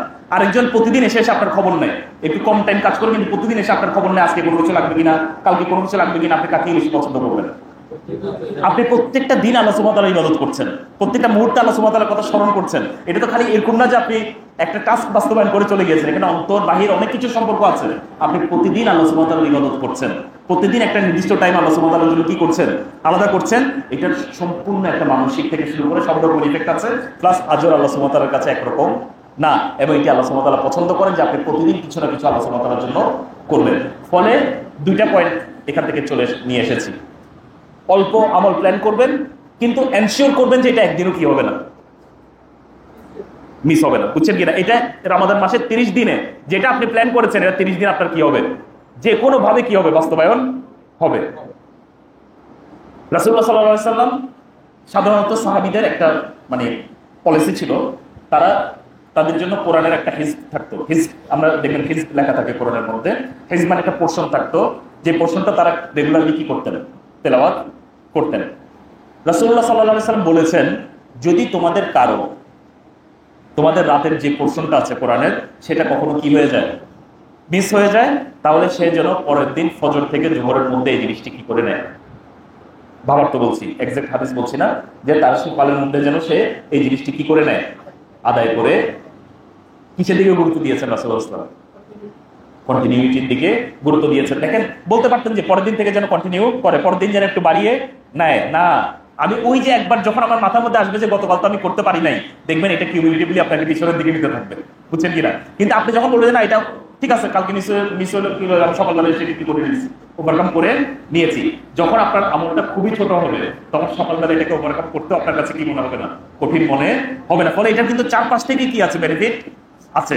আপনার মনের মধ্যে যদি কখনো আসে আমি এত অল্প কাজ প্ল্যান করলাম আল্লাহ সুবহানাহু ওয়া তাআলার জন্য, আপনি মনে করবেন যে এটা শয়তানের কাছ থেকে আসছে। এটা কার কাছ থেকে আসছে না, কারণ শয়তান আপনাকে ওভারওয়েল করার চেষ্টা করছে। আপনাকে এই ওভারওয়েল করে আপনাকে কি করবে, অন্যদিকে নিয়ে যাবে। আপনারা তালবিস ইবলিস বইটা পড়বেন, শয়তানের যে প্লটগুলো আছে তার মধ্যে একটা প্লট কিন্তু এই প্লট, আপনাকে ভালো কাজের মধ্যে আপনাকে কি করে দিবে, কনফিউজ করে দিবে, এমন ভাবে আপনাকে ট্র্যাপে ফেলবে যে আপনার কাছে মনে হবে যে দিন মনে হয় খুবই কঠিন, আসলে এটা আমার জন্য পালন করা, অথচ দিন কঠিন ছিলই না, আপনি নিজের উপর কি বানিয়েছেন, কঠিন বানিয়েছেন। ফলে নিজের অ্যাবিলিটি অনুযায়ী অল্প আমল প্ল্যান করবেন। যে ব্যক্তি এখন 1 পৃষ্ঠা করে হিফজ করেন বা 1 পৃষ্ঠা করে হিফজ করার প্ল্যান করেছেন, তিনি 2 আয়াতের প্ল্যানে চলে আসেন। যিনি 1 পৃষ্ঠা পড়বেন চিন্তা করেছেন, অর্ধেক পৃষ্ঠায় চলে আসেন, 3 ভাগের 1 পৃষ্ঠায় চলে আসেন, এইভাবে প্ল্যানে চলে আসবেন। দুইটা কথা। 3 নাম্বার, একমাত্র আল্লাহর জন্য করবেন, যেটা আগেও বলে প্রত্যেকটা আমলের ক্ষেত্রে, ওটা তো আমি ওভারঅল সিয়ামের ক্ষেত্রে বলেছি, যা কাজ করবেন প্রত্যেকটা কাজ একমাত্র কার জন্য করবেন। আপনি সাদাকা করার প্ল্যান করেছেন, আপনার মনের মধ্যে যদি দূরবর্তীভাবে দ্বিতীয় কোনো উদ্দেশ্য থাকে, আমি ভবিষ্যতে এমপি ইলেকশনে দাঁড়াবো, কমিশনার ইলেকশনে দাঁড়াবো, এই মানুষগুলো যদি একটু খোঁজ খবর রাখি, এই মানুষগুলো আমাকে সার্ভিস দিবে। আপনি বলতে পারেন যে আমি খারাপ কি নিয়ত করছি, খারাপ নিয়তের বিষয় না, আপনি ইখলাস রাখেন নাই, বুঝছেন কিনা? একমাত্র কার জন্য করেন নাই, আল্লাহর জন্য করেন না, আপনি অন্য জিনিসকে এখানে কি দিয়েছেন, অ্যাক্সেস দিয়েছেন। ফলে যত বেশি ইখলাস একমাত্র আল্লাহর জন্য হবে, তত এটা কি বেড়ে যাবে আল্লাহ সুবহানাহু ওয়া তাআলার কাছে, পুরস্কার বেড়ে যাবে, বুঝছেন কিনা? ফলে একদম খালেস ভাবে আল্লাহর জন্য করার চেষ্টা করবেন। দেখবেন প্রত্যেকটা জায়গায় শয়তান কোনো না কোনো ভাবে অন্য নিয়ম ঢুকানোর চেষ্টা করবে। আপনার কাজ হবে একমাত্র কার জন্য করা, কাজটাকে আল্লাহর জন্য করা। ফলে প্রত্যেকটা আমল প্ল্যান করার সময় একদম আপনার মাথায় আসুক বা না আসুক, একটা চেকপোস্ট রাখবেন, এটাকে আমি একমাত্র আল্লাহর জন্য করছি, প্রশ্নটা জাস্ট নিচে লিখে রাখবেন, এই কাজটিকে আমি একমাত্র আল্লাহর জন্য প্ল্যান করছি, নাকি আমার মাথায় অন্য কোনো কিছু আছে, থাকলে এটাকে ক্লিয়ার করবেন নিজের মাথা থেকে। না, ওইটার জন্য হলে ইন্নামা নুতঈমুকুম লিওয়াজহিল্লাহি, তাই না? আল্লাহ সুবহানাহু ওয়া তাআলা কি বলেছেন? এই যে আল্লাহ যারা মানুষকে খাবার দাবার করায়, আল্লাহ বলেছেন ইন্নামা নুতঈমুকুম লিওয়াজহিল্লাহি লা, কি জানো হাফেজ কে আছে, লা উরিদু মিনকুম জাযাআও ওয়ালা শুকুরা, তোমাদের কাছ থেকে আমি কোনো শুকরও চাই না, শুকরিয়াও চাই না, কোনো পুরস্কারও চাই না। আল্লাহ সুবহানাহু ওয়া তাআলা কোরআনের মধ্যে আমাদেরকে উল্লেখ করে দিয়েছেন, যারা আল্লাহ সুবহানাহু ওয়া তাআলার জন্য সাদাকা করে, দান করে, তাদের নিয়ত কি হয়, তারা বিন্দুমাত্র কোনো রিটার্ন তাদের কাছ থেকে চায় না, বরঞ্চ এমন ভাবে দান সাদাকা করবেন যে আপনি নিজেও ভুলে যাবেন, আপনার নিজেরও মনে রাখার ওই কিয়ামতের দিন আল্লাহ সুবহানাহু ওয়া তাআলা মনে করিয়ে দিবেন, বুঝছেন কিনা? কিয়ামতের দিন এটাকে বলা হয় ডান হাত দান করলে বাম হাতও কি জানবে না, বুঝছেন কিনা? আপনার নিজেরও মনে নেই যে আপনি সাদাকা করেছিলেন। এভাবে যেদিন সাদাকা করতে পারবেন, বুঝবেন এটা একমাত্র কার জন্য হয়েছে, আল্লাহ সুবহানাহু ওয়া তাআলার জন্য হয়েছে। ফলে একদম ইখলাস বাস্তবায়ন করার চেষ্টা করবেন প্রত্যেকটা কাজে। আর 4 নাম্বার, সব সময় এই পার্টিকুলার ক্ষেত্রে রাসূল সাল্লাল্লাহু আলাইহি ওয়াসাল্লাম কি করতেন সেই জিনিসটাকে সামনে রাখার, কারণ লাকাদ কানা লাকুম ফি রাসূলিল্লাহি, কারণ আমাদের যে কোনো প্ল্যান আপনি দেখবেন যে আপনার নিজের মতো করে না, আমার তো অফিসিয়াল প্রসিডিউর এরকম, এটা এরকম, এটা সেরকম, এই কারণে আমি ওই টাইমে রাসূল রাতে করতাম, এটা সকালে নিয়ে যাবো, এটা সকালে করতাম, এটা দুপুরে নিয়ে যাবো। আপনার চেষ্টা এরকম থাকবে না। এটা কি করলেন জানেন? আপনি অটোমেটিক্যালি আপনার মনোজগতে অফিসকে রাসূল ইসলামের উপরে কি দিয়েছেন, আপনি অফিসকে ম্যানেজ করার চেষ্টা করবেন। কার জন্য? আপনি ম্যানেজ করতে পারবেন না, এটাও আমি বললাম। এই যে আপনি চেষ্টা করেছেন, এটাই ইবাদত কিনা, বুঝছেন? আপনারা অনেক সময় আমরা খেয়াল করি না, আমরা মনে করি যে ভাই ওর সাথে গিয়ে একটু 2 মিনিট কথা বলি, সে কি হয়ে যাবে, ইসলামের দিকে একটু দাওয়াত দিই। আপনি যে তার জন্য বসে বসে চিন্তা করছেন, ইবাদত হচ্ছে না? এই মানুষটাকে কিভাবে কথা বললে সে কনভিন্স হতে পারে ইসলামের দিকে, এই যে আধা ঘন্টা 1 ঘন্টা 2 দিন ধরে আপনি চিন্তা করেছেন, এই চিন্তা পুরোটা কিসের মধ্যে চলে গিয়েছে। কিন্তু বাইরের মানুষের সামনে বলবো জানেন, কোনো আউটপুট তো দেখাইতে 2 দিন ধরে আপনি কথা বলতে পারতেছেন না, কিন্তু আপনি 2 দিন কথা বলতে পারছেন না কেন? কারণ একজন মুসলিম কখনো ক্ল্যারিটি ছাড়া কি করে না, কাজ করেন। আপনি 2 দিন ধরে চিন্তা করছেন, এটি আর কেউ না জানে, আল্লাহ সুবহানাহু ওয়া তাআলা জানেন। ফলে কোনো কাজকে ছোট মনে করবেন না। আল্লাহ সুবহানাহু ওয়া তাআলার জন্য প্ল্যান করবেন, কাজ করবেন, রাসূলুল্লাহ সাল্লাল্লাহু আলাইহি সাল্লামের স্ট্যান্ডার্ডকে সামনে রাখবেন, ওইটার সাথে ম্যাচ করার চেষ্টা করবেন, ওইটার মতো হওয়ার চেষ্টা করবেন। কম্পিটিশনের তো প্রশ্নই আসে না। রাসূলুল্লাহ সাল্লামকে দিন শেখানোর চেষ্টা করবেন না, বুঝছেন কিনা? তখনকার যুগে রাসূল সাল্লাল্লাহু আলাইহি ওয়াসাল্লাম এভাবে করেছে, আমি এখন এইভাবে করলে আর স্মার্টলি না। রাসূলুল্লাহ সাল্লামের সাথে আমাদের সম্পর্ক কিসের বলুন তো? ইত্তেবা, অনুসরণ। উনি যে রাস্তায় হেঁটেছে আমরা খালি ওই রাস্তায় হাঁটার চেষ্টা করব। কে কত ভালোভাবে হাঁটতে পারলো ওই রাস্তায়, এটা দিয়ে জাজমেন্ট করা হবে, বুঝছেন কিনা? জাজমেন্ট হলো যে আপনি কতটুকু তাকে রেপ্লিকেট করতে পেরেছেন, একদম 100% কি করতে পেরেছেন, ওনাকে কপি পেস্ট করতে পেরেছেন আপনার লাইফে। ফলে তিনি যেই সময় করেছেন, যদি তিনি ওই সময়ের সাথে জিনিসটাকে খাস করেন, আপনি ওই সময়ই কাজটি করার চেষ্টা করবেন। আপনি বলবেন না যে সকালে যেহেতু আমার এরকম কাজ আছে, আমি সকালের দিকেরটাকে দুপুরের দিকে নিয়ে যাই, রাতের দিকেরটাকে এখানে নিয়ে আসি, রাতের সালাদটাকে দুপুরে নিয়ে আসি, বিকালের সালাদটাকে ওই জায়গায় নিয়ে না। একদম রাসূলুল্লাহ সাল্লাল্লাহু আলাইহি ওয়াসাল্লামের মতো করার চেষ্টা করবেন। আল্লাহ সুবহানাহু ওয়া তাআলার কাছে তৌফিক কামনা। আপনার সর্বোচ্চ চেষ্টা থাকবে রাসূল সাল্লাল্লাহু আলাইহি ওয়াসাল্লামের মতোই করার জন্য। এরপরও যদি সম্ভব না হয়, ফাত্তাকুল্লাহ মাসতাতা'তুম, যতটুকু পারো ততটুকু আল্লাহ সুবহানাহু ওয়া তাআলাকে কি করো, ভয় করো, কিন্তু প্রথমেই ঢাল ছেড়ে দিবেন না। একজন মানুষ যার ট্রাই থাকে, আরেকটা হাদিস মনে চলে আসে, বারবারই আসে এটা মাথায়, আমার খুব প্রিয় হাদিস, এই কারণে বলি সবসময়, সেটা আল মুমিনুল কাউই খায়রুন ওয়া আহাব্বু ইলাল্লাহি মিনাল মুমিনিন দাঈফ। একজন শক্তিশালী মুমিন আল্লাহ সুবহানাহু ওয়া তাআলার কাছে অধিক প্রিয়, এবং আল্লাহ সুবহানাহু ওয়া তাআলা ভালোবাসেন তাকে, কার থেকে? একজন দুর্বল মুমিন থেকে। এরপর রাসূলুল্লাহ সাল্লাল্লাহু আলাইহি ওয়াসাল্লাম আসলে আরো ক্ল্যারিফাই করে দিয়েছেন আমাদের থেকে। তিনি বলেছেন শক্তিশালী মুমিনরা কি করে? ইহরিস আলা মা ইয়ানফাউকা, যা কিছু তোমাকে কল্যাণ দিবে, দুনিয়ার কল্যাণ আখিরাতের কল্যাণ, এই ব্যাপারে তুমি আগ্রহী হও। প্রথমে প্যাসিমিস্টিক হয়ে যাও না, এটাকে আমি করতে পারবো, ওইটাকে আমার না, তুমি করতে পারবো অবশ্যই, তুমি এটার প্রতি আগ্রহী হও। তাহলে একজন মুসলিম সবসময় কি থাকে? পজিটিভ থাকে, আমি করে ছাড়বো, রাসূলুল্লাহ সাল্লাল্লাহু আলাইহি ওয়াসাল্লামকে অনুসরণ করতে হবে, বাস্তবায়ন করে ছাড়বো আমি। একজন প্রথমে ভাই এত কি আমি সম্ভব, রাসূলুল্লাহ সাল্লাল্লাহু আলাইহি ওয়াসাল্লামের মতো কি আমার দ্বারা? এটা একজন মুমিনের বৈশিষ্ট্য না। সাহাবীর মতো, সাহাবীরা ছিল কোন কোন জেনারেশন, আর আমরা কোন? তাইলে বারবার যে ইত্তেবার কথা বলা হলো, ফাইন আমানু বিমিসলি মা আমানতুম বিহি ফাকাদ ইহতাদাউ, তারা যদি এভাবে ঈমান আনে যেভাবে তারা, মানে তোমরা ঈমান এনেছো, সাহাবীরা যেভাবে ঈমান এনেছে, ফাকাদ ইহতাদাউ, তাহলে তারা হেদায়েত পেয়ে যাবে। তো তাদের মতো ঈমান আনতে বলা হয়েছে কেন? কারণ সাহাবীদেরকে আপনার অনুসরণ করতে হবে, সাহাবীদের জামাতকে আপনার অনুসরণ করতে হবে, তারা যেভাবে করেছে। তাহলে তারা কিভাবে চিন্তা করতেন? রাসূল সাল্লাল্লাহু আলাইহি ওয়াসাল্লামকে পুঙ্খানুপুঙ্খভাবে কি করার চেষ্টা করতেন? অনুসরণ করার। তারা জানতেন তারা রাসূলুল্লাহ সাল্লাল্লাহু আলাইহি ওয়াসাল্লামের সমানে হতে পারবেন কিনা, পারবেন না। তারপরে তারা কি করতেন? আমাদেরও কাজ কি থাকবে? চেষ্টা করা থাকবে। আমরা পারবো না, এটা গ্যারান্টিড, তাদের মতো হইতে আমরা পারবো না, কিন্তু স্টিল আমাদের কি করতে হবে? ইহরিস আলা মা ইয়ানফাউকা, যা কিছু তোমাকে কল্যাণ দিবে দুনিয়া এবং আখিরাতে, এই ব্যাপারে তুমি কি হও? আগ্রহী হও।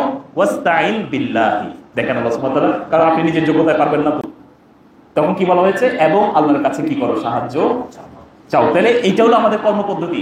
আপনি আপনার প্ল্যান সামনে রাখবেন, রাসূল সাল্লাল্লাহু আলাইহি ওয়াসাল্লামকে অনুসরণ করার চেষ্টা করবেন, আপনার সর্বোচ্চ প্ল্যানটা করে আল্লাহর কাছে দোয়া করবেন যে আল্লাহ এটা বাস্তবায়ন করার তৌফিক দান করো। আমি আমার জীবনের একটা অনেক ঘটনা আছে এরকম, তারপর একটা ঘটনা বলি।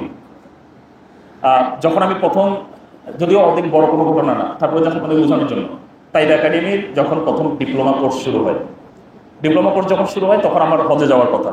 এই কয়েকদিন পরেই আমার কোথায় যাব? হজে যাব। তা আমি চিন্তা করলাম যে এই ডিপ্লোমা কোর্সে ভর্তি হলে পড়ালেখা যে করবো, আজকে থেকে অনেক আগের কথা বলছেন, প্রথম ব্যাচের ছাত্র আমি।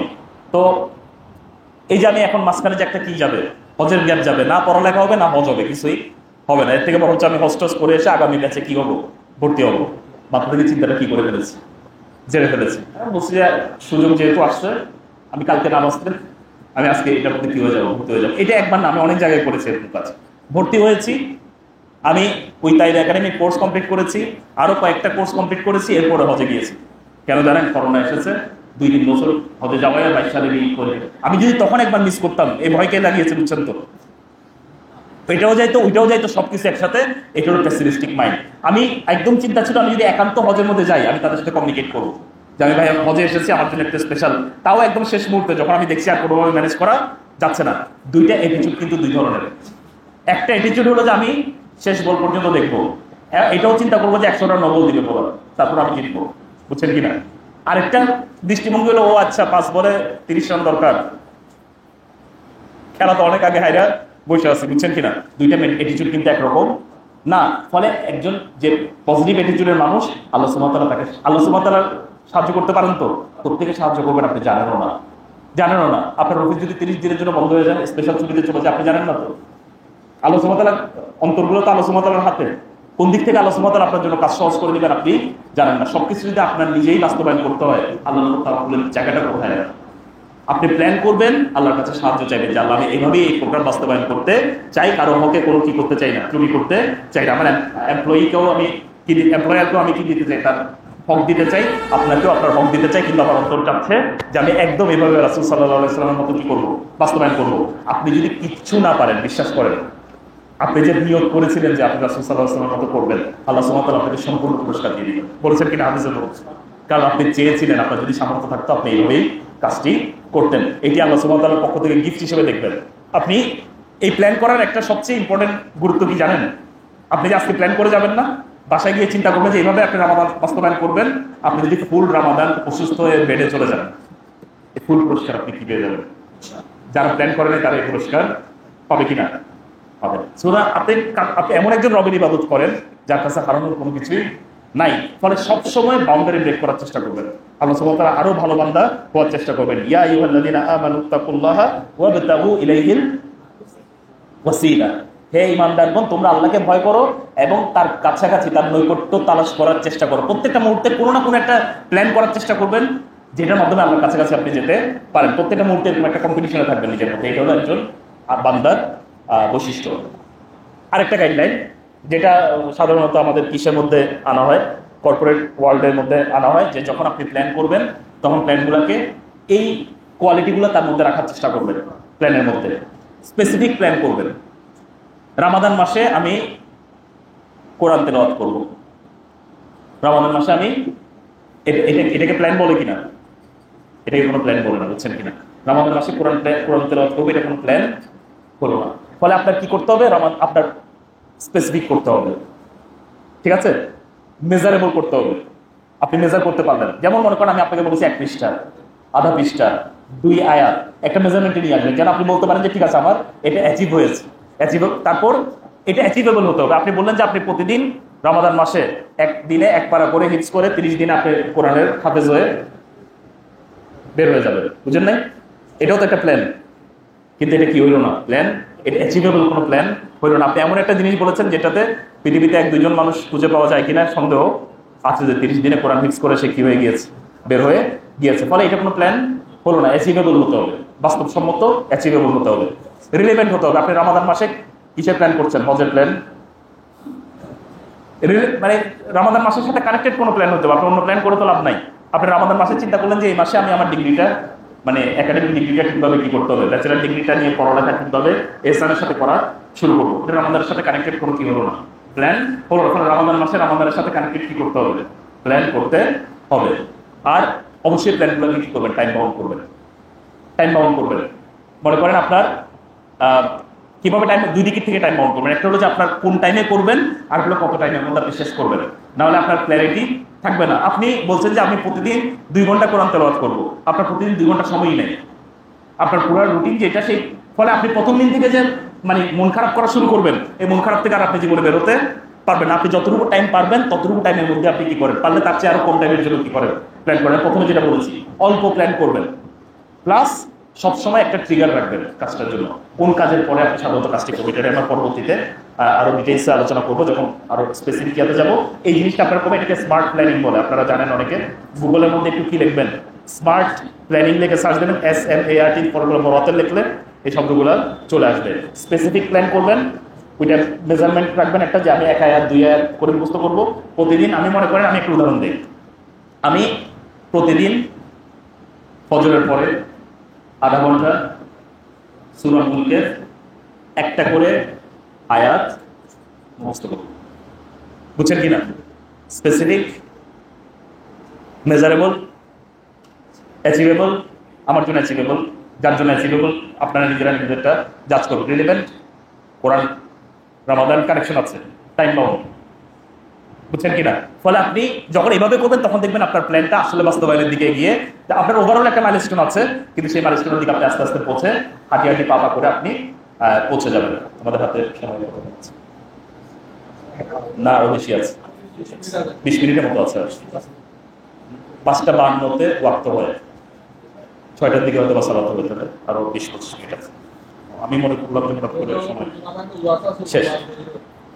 আচ্ছা, এখানে একটা জিনিস খুবই ইম্পর্টেন্ট, সেটা হলো যে আপনি যখন এই কাজগুলো যখন প্ল্যান করবেন, তখন সাধারণত যদি এটা আপনার অভ্যাস না হয়ে থাকে, অনেকে আছে যারা সকাল সন্ধ্যা জিকির করেন, আমাদের এখানে আছে। অনেকে আছেন যারা মনে করেন সকালবেলা ফজরের পরে একদম কি পর্যন্ত অপেক্ষা করেন, ইশরাক পর্যন্ত সালাতে অপেক্ষা করেন। মনে করেন আপনি চাচ্ছেন যে আপনি আল্লাহ সুবহানাহু ওয়া তাআলার কাছে একটা দোয়া করবেন। আপনার মানে মনে করেন একটা স্পেশাল দোয়া আছে, যে দোয়াটা আপনি আল্লাহ সুবহানাহু ওয়া তাআলার কাছে কি করতে চান, অ্যাচিভ করতে চান। আপনি এই দোয়াটাকে অ্যাবস্ট্রাক্ট রেখে দিবেন না, একদম দোয়া নিয়ে প্ল্যান করেন যে আমি এই মুহূর্তে আমার মায়ের এরকম একটা ওষুধ নিয়ে কি করছি, স্ট্রাগল করছি। আল্লাহ আপনি এই রোগটা থেকে আমার মাকে কি করে দেন, মুক্ত করে দেন। আপনি এটার জন্য একদম টাইম কি করে দিবেন, মানে বাউন্ড করে দিবেন। দেখেন আপনি অন্য 10 দিন, আমি যাকে উদাহরণ দিচ্ছি, যেমন মনে করেন রমাদান মাসে কি হতে পারে, আপনি সাধারণত সেহরির টাইমটাতে হয়তো বা উঠেন না অন্যান্য দিনে, কিন্তু এই টাইমে আপনি বিভিন্ন কারণে, কালচারাল কারণে, এই কারণে সেই কারণে আপনি ওই টাইমটাতে উঠেন, তাই না? যে টাইমে আল্লাহ সুবহানাহু ওয়া তাআলা আমাদেরকে ডাকতে থাকেন যে কারো কোনো জিজ্ঞাসা আছে কিনা, কেউ কোনো কিছু চাইলে আমি তাকে দিয়ে দিব। আপনি কি করলেন, এত বড় দোয়ার প্ল্যান না, আমার এই দোয়া এবার অর্জন করতেই হবে। আল্লাহ সুবহানাহু ওয়া তাআলার কাছে অন্যান্য যে প্রশংসা যেভাবে করতে হয়, আল্লাহ সুবহানাহু ওয়া তাআলার কাছে আখিরাতে যে দোয়াগুলো করতে হবে, এগুলো সবগুলো আদব রক্ষা করে আপনি আল্লাহ সুবহানাহু ওয়া তাআলার কাছে দুনিয়ার জন্য এই জিনিসটা আল্লাহ সুবহানাহু ওয়া তাআলার কাছে চাইবেন। মনে করেন আপনি কিন্তু কি করেছেন, একটা টাইমের সাথে ট্রিগার করেছেন জিনিসটাকে। আপনি জাস্ট মনে রাখবেন, রাতের বেলা যখন আপনি উঠেছেন, খাওয়ার পরে আপনার একটা কাজ আছে, আপনার মায়ের জন্য কি করতে হবে, দোয়া করতে হবে। দেখবেন যে আপনি রাতের বেলা খাওয়ার সময় উঠলে, যখন আপনি প্ল্যান করবেন খাওয়ার জন্য উঠেছেন, আপনার মাথায় আসবে যে আমার মায়ের জন্য কি করতে হবে, দোয়া করতে হবে। অন্য সময় দেখবেন আপনার মাথায় আসছে না জিনিসটা, কিন্তু ওই যে একটা টাইমের সাথে কি করে দিয়েছেন, ট্যাগ করে দিয়েছেন আপনার এই জিনিসটা। এটা রাসূলুল্লাহ সাল্লাল্লাহু আলাইহি ওয়াসাল্লাম করতেন কিনা? করতেন। মুআয বিন জাবালকে তিনি বলেছেন, মুআয তুমি প্রত্যেক সালাতের পরে এই দোয়া করতে তুমি ভুলবা না, আল্লাহুম্মা আইন্নি আলা যিকরিকা ওয়া শুকরিকা। এখানে কি হয়েছে জানেন, মুআয বিন জাবাল যখন এই কথাটি রাসূল সাল্লাল্লাহু আলাইহি ওয়াসাল্লামের কাছ থেকে শুনেছেন, ফরজ নামাজ শেষ করার সাথে সাথে ওনার মাথায় এই জিনিসটা ট্রিগার হতো যে এই দোয়াটা তার করতে হবে। উনি যদি বলতেন যে এই দোয়াটা তুমি রেগুলারলি করবা, মুআয হয়তো এই জিনিস এভাবে বাস্তবায়ন, বুঝছেন? রাসূল সাল্লাল্লাহু আলাইহি ওয়াসাল্লাম কিভাবে বাস্তবায়ন করতে, আরেকটা উদাহরণ দিই। আল্লাহ সুবহানাহু ওয়া তাআলা কোরআনের মধ্যে বলেছেন, ইযা জাআ নাসরুল্লাহি ওয়া রাআইতান নাসা ইয়াদখুলুনা ফি দীনিল্লাহি আফওয়াজা, তারপর একটা কমান্ড করেছেন, তাই না আল্লাহ সুবহানাহু ওয়া তাআলা, যে সুতরাং তুমি তোমার রবের তাসবিহ করো, তাহমিদ করো এবং ইস্তিগফার করো। কি করেছেন রাসূলুল্লাহ সাল্লাল্লাহু আলাইহি ওয়াসাল্লাম? এরপর থেকে রাসূলুল্লাহ সাল্লাল্লাহু আলাইহি ওয়াসাল্লাম প্রত্যেক সালাতের সিজদার সময় সুবহানাকা আল্লাহুম্মা ওয়া বিহামদিকা আল্লাহুম্মা গফিরলি, এটাকে তার আমল বানিয়ে নিয়েছেন।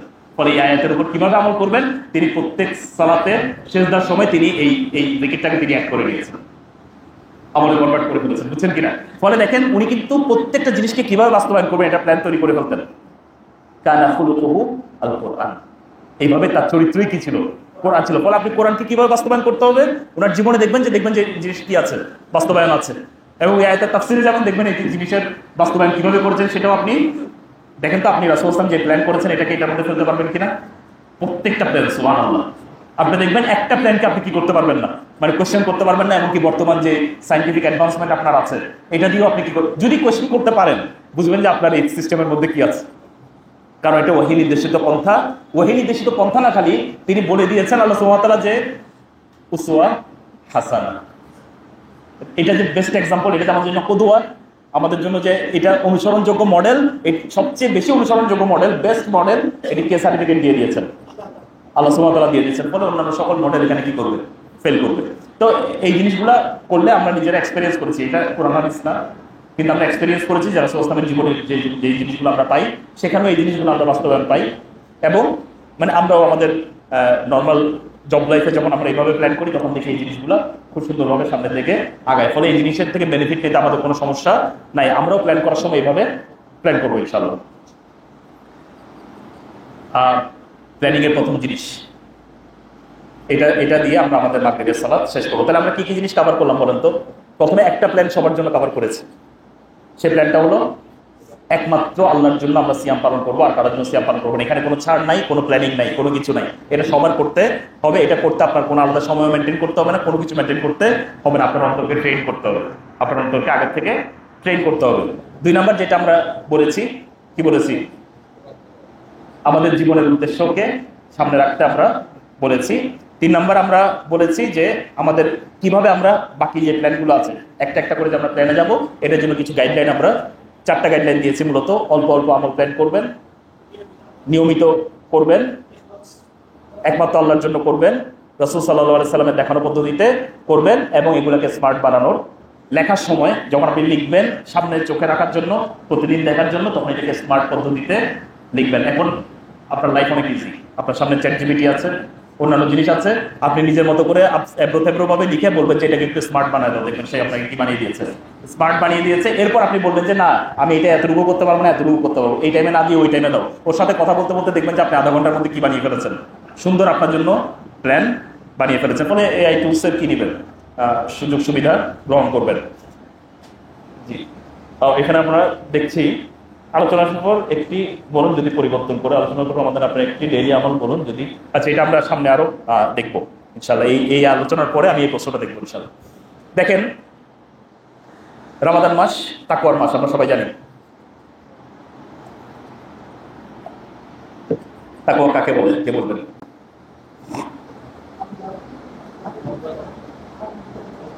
সহজ কথায় বলবেন, কোনো টেকনিক্যাল ডেফিনেশন দরকার নেই। আল্লাহ সুবহানাহু ওয়া তাআলাকে ভয় করা, আল্লাহ সুবহানাহু ওয়া তাআলা যা হারাম করেছেন তা থেকে বিরত থাকা, তারপর যা কিছু করার তা একমাত্র আল্লাহ সুবহানাহু ওয়া তাআলার জন্য করা, তারপর আল্লাহ সুবহানাহু ওয়া তাআলা যা কিছু আমাদেরকে আদেশ করেছেন তা করা, এবং যা কিছু নিষেধ করেছেন তা থেকে বিরত থাকা। আমরা অনেকটা কিসের মতো, বিটস এন্ড পিসেসের মতো বিভিন্ন জায়গা থেকে পেয়েছি, বুঝছেন কিনা? সবগুলোকে জোড়া লাগালে কি চলে আসবে? মানে আল্লাহ সুবহানাহু ওয়া তাআলার ভয়ে আপনি এমনি এমনি তরক করলে হবে না। আল্লাহ সুবহানাহু ওয়া তাআলার ভয়ে এবং তার শাস্তি থেকে বেঁচে থাকার জন্য যখন আপনি কি করবেন, তার যত রকমের কাজের আদেশ দিয়েছেন সেই কাজগুলো, ফরজ কাজ যেগুলো, সেগুলোকে আপনি বাস্তবায়ন করবেন, এবং যা কিছু হারাম করেছেন এগুলো থেকে আপনি কি থাকবেন, বিরত থাকবেন। তখন আপনি মুত্তাকি তাকওয়া অর্জন করবেন, এবং এই কাজটা, এই চেতনাটাকে বলা হয় কি, তাকওয়া। এই জিনিসটি অর্জন করার জন্যই আল্লাহ সুবহানাহু ওয়া তাআলা আমাদেরকে কি দিয়েছেন, এই রমাদান মাসের সিয়াম সাধনাটি দিয়েছেন।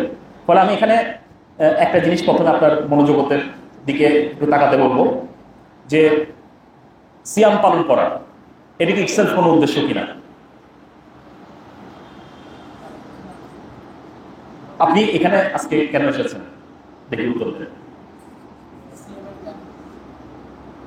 কেউ যদি বলে যে আমি দার্স অ্যাটেন্ড করতে এসেছি, কথা মিথ্যা না তো, কথা সত্য, কিন্তু আপনি আসলে তাহলে এমন একটা লেয়ারে আছেন যে লেয়ারটা সঠিক লেয়ার না। কারণ আপনার উদ্দেশ্য হলো আসলে কি, উনি যেটা বলেছেন সেটা, আপনি সিয়ামের একটা প্ল্যান তৈরি করতে চান, এই কারণে আপনি এই দার্সে বসেছেন। আপনার যখন এই জিনিসটা মাথায় থাকবে, আপনি প্রত্যেকটা অ্যাক্টিভিটি করার সময় কিন্তু মাথার মধ্যে বারবার চেক করবেন আপনি আমার কি সিয়ামের প্ল্যানিং আগাচ্ছে না আগাচ্ছে না। যখনই আপনি বুঝবেন যে এখানে একটা ফালতু ডিসকাশন হচ্ছে, আমার সিয়ামের প্ল্যানিং এর কোনো কিছু হচ্ছে না, আমার দার্স যতই কি হোক, মোহনীয় হোক, আপনি আস্তে করে চলে যাবেন এখান থেকে, বুঝছেন কিনা? কিন্তু যে ব্যক্তি কি নাই, এই টেনশনে নাই যে আমার সিয়ামের প্ল্যান হচ্ছে কি হচ্ছে না, সে আমি ওই মোহনীয় কথার মধ্যে ঢুকে এখানে কিছুক্ষণ বসে থাকবে বোকার মতো, বের হবে কোনো আহ্বান ছাড়া চলে যাবে, বুঝছেন কিনা? ফলে আমি এটা উদাহরণ দিয়ে দেবো, যে মনে করেন আপনি এখান থেকে বললাম যে আপনি ঢাকা যাবেন, আমি সকালের মধ্যে আমার জুমার খুতবাতে আমি এই উদাহরণ দিয়েছি আজকে। আপনি এখান থেকে ঢাকা যাবেন, ঢাকা যাওয়ার জন্য আপনি বাসে যাবেন। এখন আপনার উদ্দেশ্য হলো ঢাকা যাওয়া, কিন্তু আপনি বাসে উঠতে উঠতে আপনি ঢাকা যাওয়ার কথা বলে গিয়েছেন। আপনার মনে আছে যে আপনার বাসে উঠাটাকে আপনি বানিয়ে নিয়েছেন কি উদ্দেশ্য, বাসে উঠা হয়ে যাবে, ঢাকা যাওয়াটা শিওর থাকবে কিনা, এটাকে বলা হয় মানে উদ্দেশ্য এবং উপায়ের মধ্যে কি করে ফেলা, মিক্স করে ফেলা, কনফিউজ করে ফেলা, বুঝছেন কিনা? ফলে আপনি সালাদটাকে যদি উদ্দেশ্য বানিয়ে ফেলেন যে আমি সালাত আদায় করতে যাচ্ছি, তাহলে আপনি সালাদটা যে আসলে আল্লাহ সুবহানাহু ওয়া তাআলা স্মরণের জন্য ছিল, ওই লেয়ারটা আপনার মাথায় কাজ করবে না। সিয়াম পালন করার সকাল থেকে বিকাল পর্যন্ত আমার না খেয়ে থাকতে হবে, এটাই যদি আপনার এজেন্ডা হয়ে যায়, তাকেও আপনার মাথায়, বুঝতে পেরেছি কথাটা? ফলে আমাদের উদ্দেশ্য কিন্তু ছিল কি, আল্লাহ সুবহানাহু, এর আমি বলি নাই কুতিবা আলাইকুমুস সিয়াম, তোমাদের জন্য সিয়ামকে প্রেসক্রাইব করা হয়েছে। ডাক্তার প্রেসক্রিপশন দেন না, আমি তোমার জন্য প্রেসক্রিপশন দিলাম যে তোমার রোগ ডায়াগনোসিস হয়েছে, তোমার তাকওয়া নাই, তোমার কি করতে হবে, তাকওয়া অর্জন করতে হবে। এটার জন্য প্রেসক্রিপশন কি, তুমি 30 দিন রমাদানে কি করবা, সিয়াম পালন করবা। এই রমাদানে 30 দিন সিয়াম পালন করে যদি আমার ওই আউটপুট না আসে, তাহলে আমার রমাদানে সিয়ামের ওষুধটা ঠিকভাবে, ইন্নাস সালাতা তানহা আনিল ফাহশাই ওয়াল মুনকার, সালাত আপনাকে মন্দ এবং অশ্লীল কাজ থেকে দূরে রাখবে।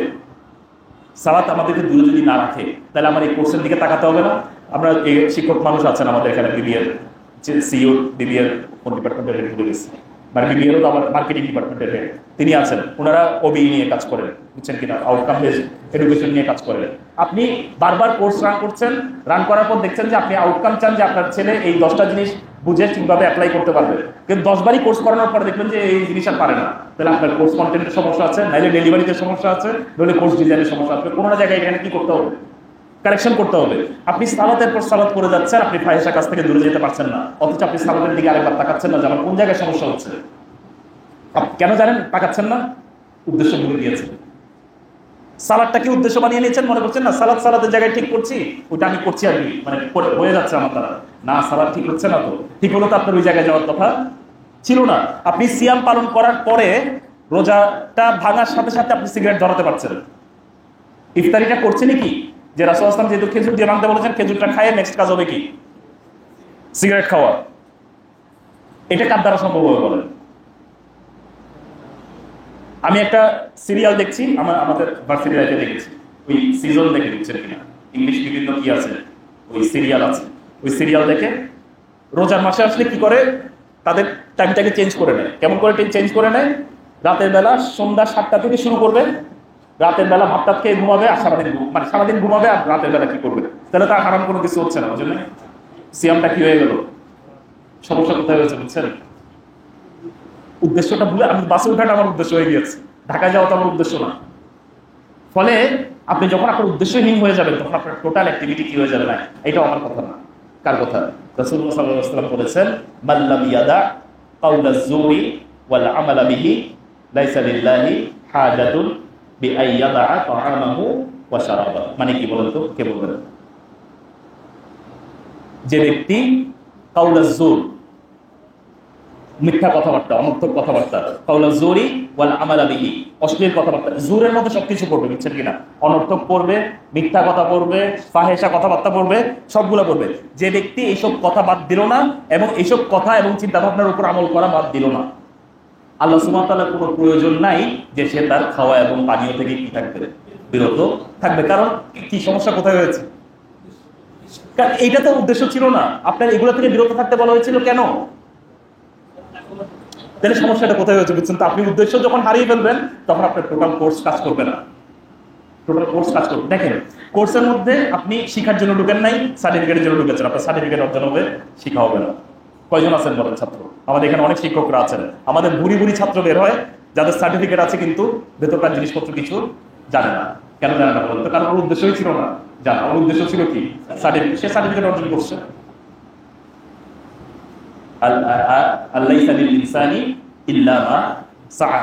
মানুষের জন্য কি সেটাই নাই যেটা সে চায়?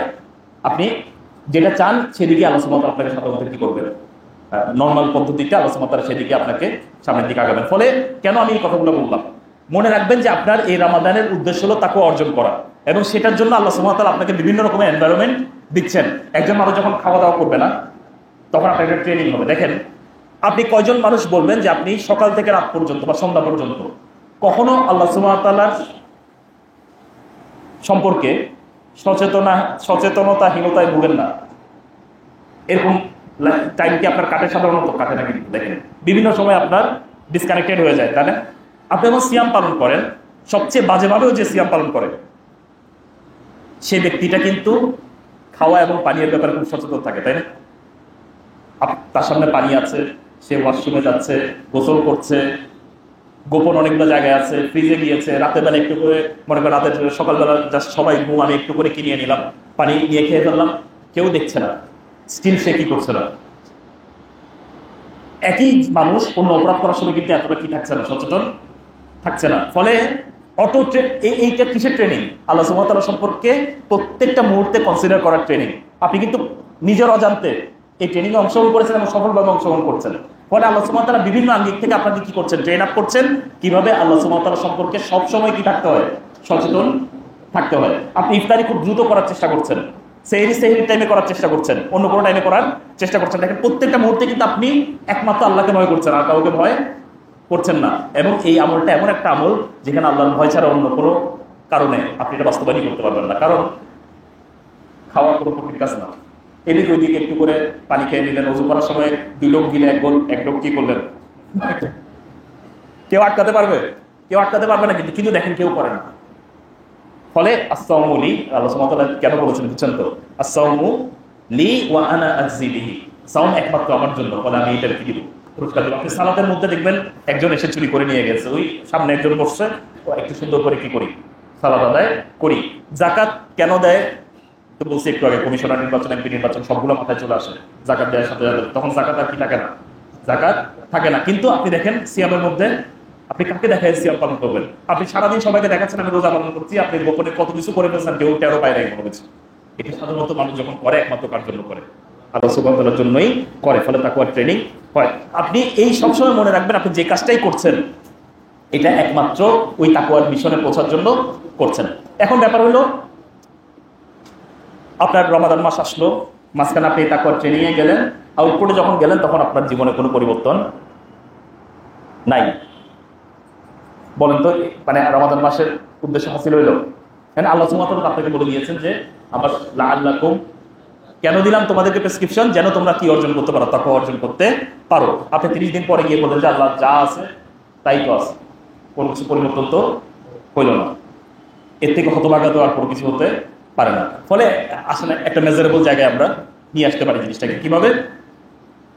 মনে করেন আমরা এই প্ল্যান নেই, যেহেতু আমরা কি বুঝে গিয়েছি, সংজ্ঞা বুঝে গিয়েছি, হারাম কাজ কি করা, ত্যাগ করা, ফরজ কাজগুলো কি করা, বাস্তবায়ন করা, একটা নেগেটিভ জিনিস বাদ দেয়া, পজিটিভ জিনিস আমার জীবনে বাস্তবায়ন করা।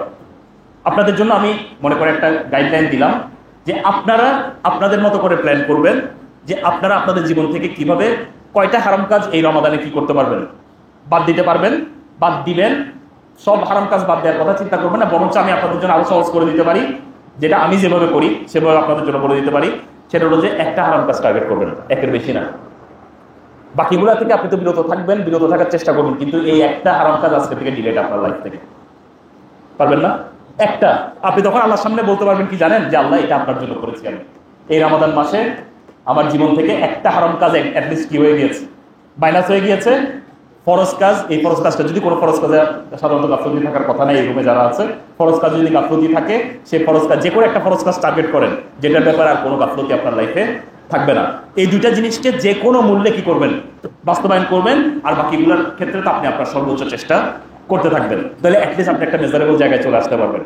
মাস শেষে আগামী বছর পর্যন্ত যখন যাবেন, তখন দেখবেন যে আপনি অ্যাটলিস্ট ওই একটা জায়গায় কি একজন চেঞ্জড মানুষ। ফলে আপনারা ওই প্রশ্নবোধে একটা সে আগে করেছিল, সে জায়গায় আপনারা মানে শেয়ার করতে থাকতে পারেন। মানে কেন শেয়ার করবেন এটা একটু বলি, এখানে কারো নাম দেখা যায় না, এটা সম্পূর্ণ অ্যানোনিমাস। এই জিনিসটা কেন রাখি এখানে? কারণ অনেকে আছে যখন প্ল্যান করতে বলা হয়, সবাই এক লেভেলের আইকিউর অধিকারীও হয় না, একরকম মানে দ্রুত চিন্তা করার অধিকারীও হয় না। যখন এখানে দেখে যে ও আমার ভাইরা এরকম এরকম এরকম এরকম প্ল্যান করছে, তারা নিজেরা কি ফিল করে, মোটিভেটেড ফিল করে। আমি যদি একজন করে জিজ্ঞাসা করি, অনেক সময় কনসিউমিং হবে। এখানে খুব সহজে কি করা যায়, ভিজুয়ালাইজ করা যায়। ফলে এবং কারা সবচেয়ে বেশি কোন জিনিসটার কথা বলছে, যেহেতু ক্লাউড করলে এখানে কি করা যায়, মানে ওই জিনিসটা বড় করে দেখায়। ফলে আপনারা দেখবেন যে ও এই জিনিসটা খুব সহজ একটা কাজ, আমরা যেটা করে ফেলতে পারি। আপনিও হয়তো এই প্ল্যানটা কি করবেন, অ্যাডপ্ট করবেন। এই কারণে আমরা এখানে নেই। তো আপনারা সবাই আপনাদের জীবনের অ্যাটলিস্ট এখানে শেয়ার করার সময় একটা হারাম কাজ, এটা খুব কঠিন কাজ না, আল্লাহি আমি বলছি, ওই আল মুমিনুল কাওয়ির মতো চিন্তা করবেন, শক্তিশালী মুমিনের মতো চিন্তা করবেন।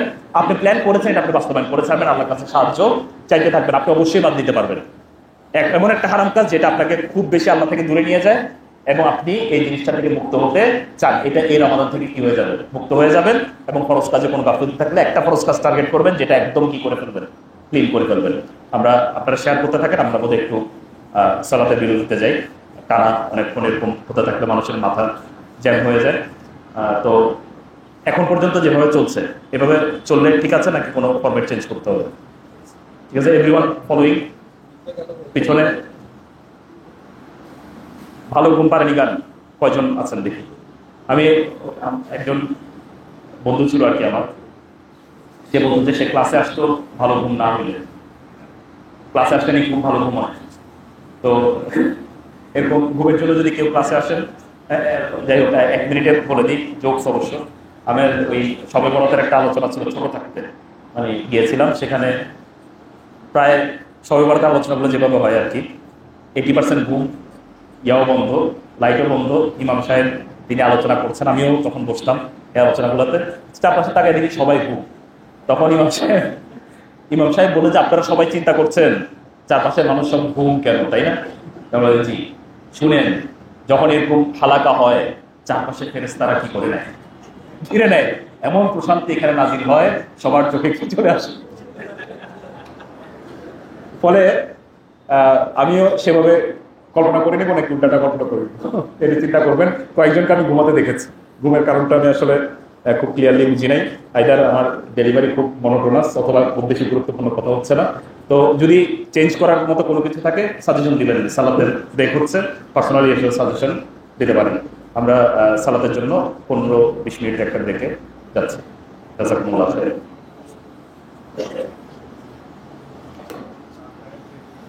আমার বলা তাই